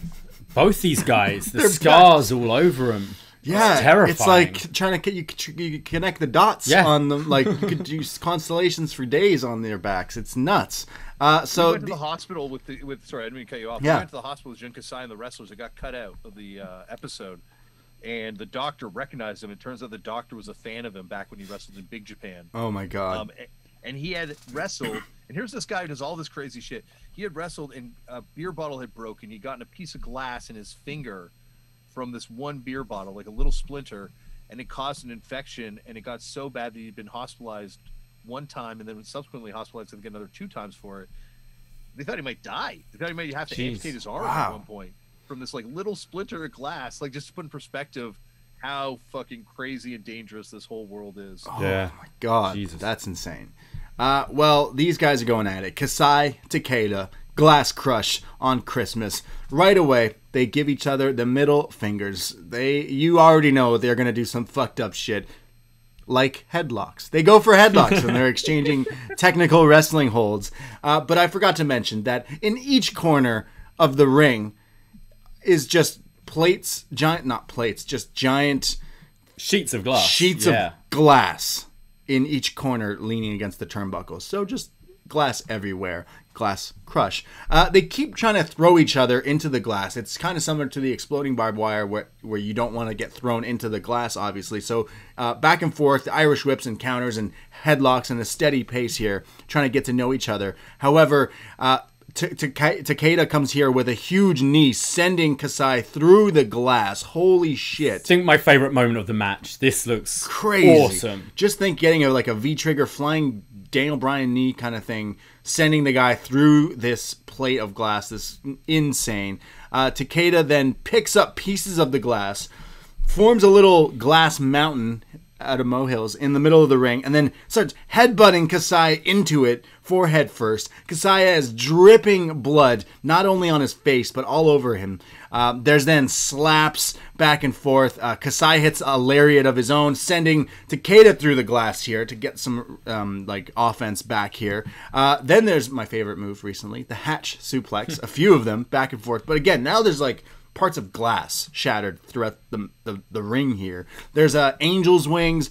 There's a bloody cross that's Kasai grabs a thing of glass and then decides to use his blood to draw a upside down cross on it. This is hardcore. This is some fucked up shit. And then sets it up on 2 chairs, but as he's trying to get Takeda off the top rope through it, it's countered, and Takeda hits him with a spider German suplex off the turnbuckle through the setup glass. OMFG. Honestly, shouted at my TV at this spot. This was fucked up. I said this a million times on this show, and I know you're in the band fucked up, but this is scary. This guy's going through glass. It is fucked up. I love the spider German though. It makes so much sense. Why do you want to take a back bump off the top when you can keep yourself? And especially when there's glass there. I think it's just using the move in such a clever way. And just every time this glass explodes, it looks awesome. It looks cool. There's then an angle slam, a slap fight. There's more glass set up, and the one guy Takeda goes for a flying armbar into the glass, but instead the glass just flies away. So they continue to fight. They set up the glass again. He's bleeding. He eventually does hit this flying. Think of what Kushida rolling cross arm breaker. A flying cross arm breaker into the glass, which shatters. Now Kasai is screaming in pain. There is a shot of his back, which is just leaking blood. Somehow he gets out of this. There's a tiger driver for a 1 count.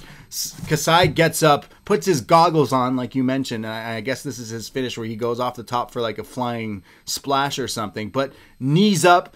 and there's a dragon suplex. That's turned into like a 2 count. There's then a tiger driver, pile driver, but that is a kick out. Kasai doesn't know what to do, so he goes for the same move again and drills him with a second tiger driver, pile driver. And Kasai pins Takeda to win the Glass Crush 2015.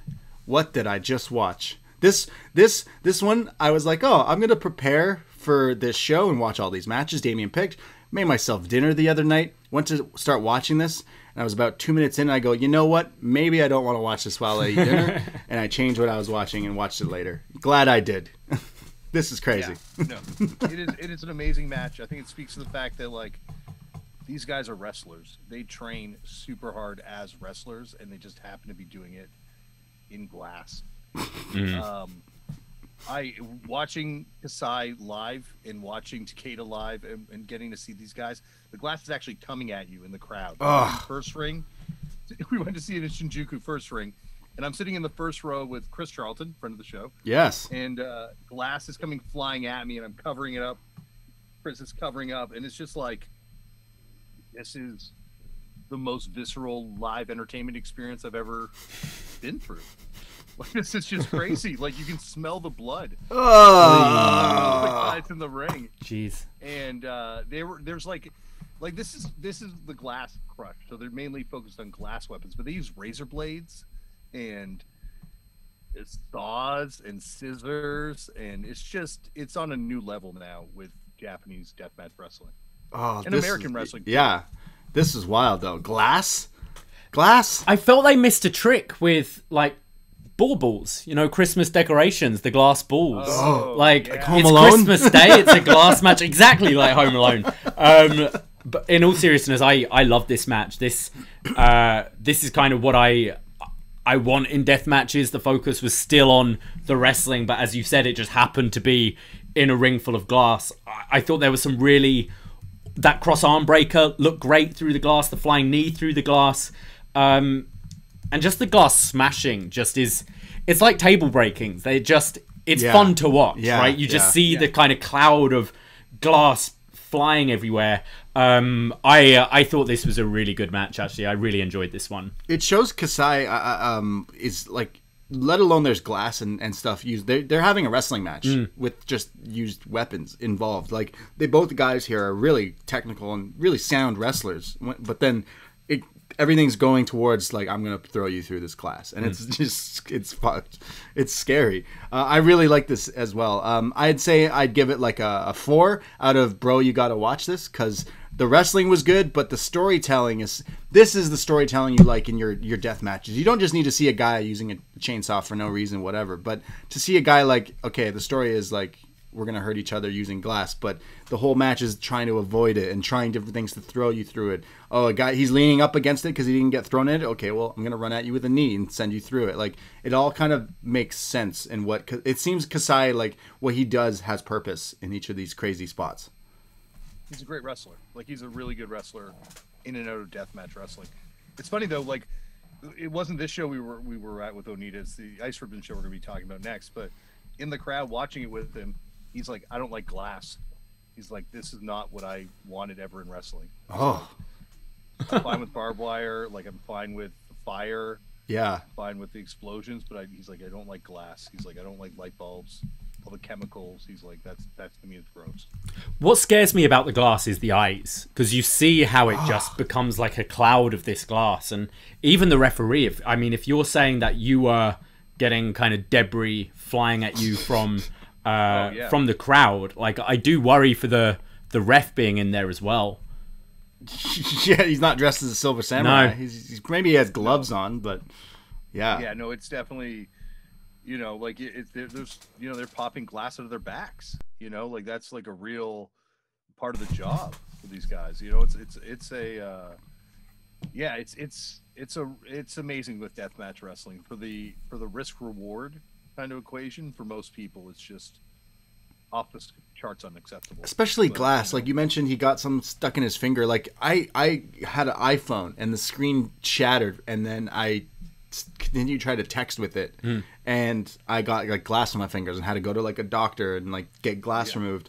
And I'm like, man, I'm a little bitch, but this guy's going through plates of it. Like this guy's, like you mentioned afterwards, he's got to have people pick through him. You said he calls himself what, the monkey, the spider monkey or something? Crazy monkey, yeah, because afterwards he has to get other people like a monkey to come behind him and pick out things out of his back. Because like, shouts out to this guy for doing this. But I would show this to wrestling fans that maybe, you know, would have not seen this, because it's a crazy hardcore death match, but it's also like a fun match to watch. It's crazy. I'd say it's a good bridging match if you're more of a purist wrestling fan. I think you definitely watch this and take away that there's a good wrestling match in it, and then being exposed to this glass and other stuff. It's a gateway drug of death matches, if you will. Yeah. So I'd say like a 4. Yeah. Yeah, I went 4 for this one as well. Really enjoyed it. I definitely think 5 as well, because I'm just like, all these matches, I'm like, you just got to see this. You got to see it. It's wild. It's beautiful in a very disturbing way. Yeah, I think Kasai is a badass. I think he's pretty gangster. The visual of like his face just covered in blood, but then he's got the contact in one eye where it's kind of all white. He just looks terrifying. It's very scary. There was no Meltzer rating for that, and no one has rated it on Cage Match as well. Oh, it's a 8.7. Okay, I found the thing. Oh yeah, I could not find that one, but that one was hard to find. This next one was hard to find. Let's go to our last match, I watched the highlights, which was like 17-minute video of highlights of the match, because it was an hour-long Iron Woman death. Okay, Damian, you're gonna need to explain what the Ice Ribbon Risa Sera 4th produced last death match. That's the title of the show. What does this mean? What is this match? I was, and call me ignorant for not knowing about this, but we went to the show. I didn't really know what to expect. I knew Ice Ribbon was a promotion that had death matches and it had like women's wrestling, and it was a promotion I had heard of, but I wasn't familiar with Risa Sera, and I certainly wasn't familiar with her kind of like storied career in death matches. And we were told this was going to be her last death match ever. And it's just a parade of greatest hits coming out. It's just like all these sort of legends of deathmatch wrestling just coming out to really do horrible things to her. Yeah, it's fucked. Because it's not a gauntlet match, because you don't need to like win the match to continue to the next one. It's just it seemed to me the story is, can she last the hour against all these people? That's kind of, it's like the Passion of the Christ kind of thing. And it's also like this loving tribute. Like, we shot it, and we're like, and I interviewed her right after the match, and her and Abdullah Kobayashi. And I should say that I have to go pretty soon, unfortunately. But I talked to her and Abdullah Kobayashi after the match, and they're both just like covered in blood, like just decimated from the match. And I'm just like, why are you doing this to the interpreter? And she's like, why are you doing this? And she's like, to inspire people to work hard more at their jobs. And I'm like, you don't have to do this. You don't have to do this. So awesome as a person. Like, really, I don't know why you're doing this to yourself. Like, I'm really sorry. So this to just explain to people what it is. This happened on November 14th, 2017. And like you mentioned, Risa Sera goes against all these people. There's a drinking egg match in it. There's like light tubes. There's barbed wire boards. There's so many fluorescent like light fixtures that there's like smoke in the crowd. Like you mentioned, there's just dust in the air of all this like glass. It's fucked. It was like a cloud sitting over the ring. I'm just like standing in Corrigan Hall looking at it. Just like, it's just I wild. should be wearing a mask. Like, this is so. Yeah, you would need to. Again, I only watch the highlights, but what I can say is check that out because it's completely oyster fucked. shells. Oyster shells. That was the bit that got me. What fuck the off fuck? the lighting tubes. Landing on oyster shells. That would hurt so much. Imagine if you were like allergic to shellfish bottle tops, like plastic bottle tops. Like, we've all stood on one of them before by accident, but like hundreds of them. I'm glad you like put it in your like highlights of this because it's just fucked. I recommend people to check it out. Fur conkers, and conkers are in their like fur shells with the pines. Yeah, just crazy. Oh, just fucked. We had to cut it from the episode because we're like, there's no like people have a problem with intergender wrestling. Yeah, right. Intergender deathmatch wrestling is definitely, I think, going to be the bridge too far for most people, and it was really hard to watch this. Even the skewers in the head. Skewers in the head, followed by a brainbuster. I will say, yeah, well, that one was fucked, and I recommend checking that out. But over all the matches we watched here today, what was like the best one that you watched out of these picks? Maybe I'll ask you first, Davie, because Damian picked these matches. But out of all the ones you watched today, which one A was like the best match you saw, or B like out of bro, you got to watch this? My favorite match was definitely Toyoda's retirement against Megumi Kudo. I thought that was excellent. Really enjoyed that. We'll absolutely watch again. Good mix of deathmatch and just wrestling and storytelling. Yeah, and I think the most fucked up is probably the Piranhas. I'm on the same. I absolutely love this FMW Toyoda versus Kudo Exploding Barbed Wire. I think this match was amazing, and to see these women go out there and just kill each other was great. That German suplex had the biggest pop out of everything. But the Piranhas, for me, went over the top. Damian, you are a madman for picking this. I know you rated a lot of these like 5 stars, because clearly this is from your corrupt mind of stuff. So out of all these, these are my mixtape staples. Yeah. Your pro wrestling mixtapes. So Damian, out of all these, which would you say is the best death match ever? Are you going for? You said your favorite match ever was Onita Funk. Are you sticking with your guns? I think that's just for me in terms of like where it sits for me personally. It's my favorite, but I'm going best ever. You have to go Combat Toyota Megumi Kudo, because that's something where, like you're saying, it's just the wrestling's on another level. And I think you obviously, and Takeda definitely has had matches that are on that level as well. But I think that match is close. But that Combat Toyota Megumi Kudo match is one of the most famous matches forever. But if it's showing someone something that's completely fucked up, it's definitely that jigsaw scene in Moxley versus Braden. Yeah. No one's like, oh, he's not going to use, like, you're just watching. I remember the first time I saw that, I'm like, well, he's not going to use a saw on him. Like, someone's going to come and kick it out of his hand. Like, that has to happen, right? Like, someone's going to, why aren't you stopping him? Someone stop him! And it's just like, it's just so not chill. Using a fucking saw on someone's face.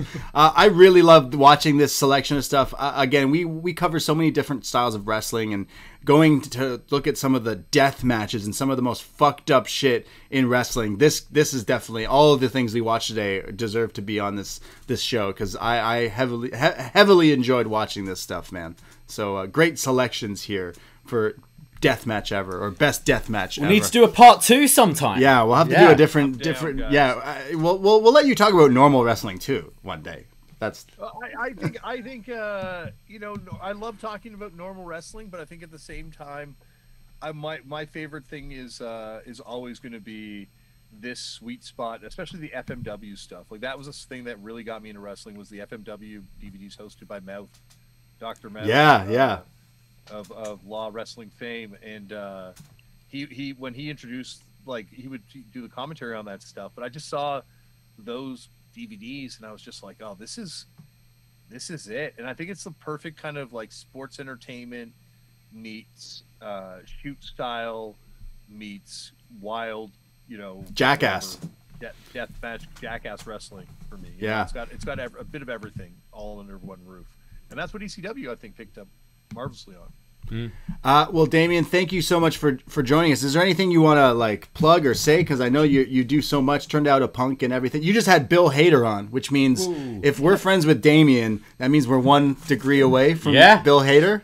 I guess. Yeah, put that on your Tinder, Dave. Yeah, no, absolutely. We have I'm trying to convert him to become a wrestling fan. I've sent him some links. Love it.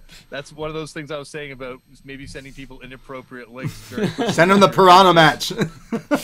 Maybe I've already done that. Maybe I've crossed that bridge, unfortunately. You just forwarded the email you sent to Bill Hader to us, didn't you? Like, Damian, you need to pick 6 death matches. Sure, I just sent this to Bill last week. I said it was a mixtape staple for a reason. I think I've sent him one match so far, and I think that's all I can really expect someone. Yeah, fair enough. Maybe to take it at a certain point, but I do a podcast called Turn Into Punk. We do 2 episodes a week. I say week because my brother books it. He keeps me working super hard. Recently, Bill Hader was on. Daryl Jennifer from the Bad Brains is coming on. John King from Gang of Four was just on. Talib Kweli was on earlier this year. Just anyone that's interested in punk rock. Jack Black was on. Robbie Brookside was on a couple times. MVP's been on a few times. Definitely, if you're a fan of wrestling, listen to episode 101, where MVP and Zach Blair from the band Rise Against, then of the band Noir, save the Macho Man from murdering the Misfits backstage. I have. Yeah. Wow, it's the wildest story I've ever heard in my life. I recommend. It's like Stand By Me. It's just, you have to hear it. Episode 101. Listen to the MVP and the Zach Blair episodes separately first, because they were actually weirdly coincidentally on together, and they had no idea that I knew that they knew each other because they had lost touch. Anyway, they come together because of the podcast in episode 101. And amazing. It is really a trip. That's the one to hear. Yeah, Turned Out a Punk with Damian Abraham. And Damian, definitely got to get you on for another show. I'd love to hang out. And always, guys. I got more dabs, and we got we'll do it over this time until we get into face-to-face contact, and I can really fuck you up with dabs. Yeah, I'm going to hold you to it. You keep saying it that you're going to get me fucked, but like I'm still standing. So I've flown to places before. Like I was saying earlier, I've been to some psychedelic realms on the dabs, and so I can help guide you. I like getting to the next level. I like getting to that exploding no rope barbed wire death match level.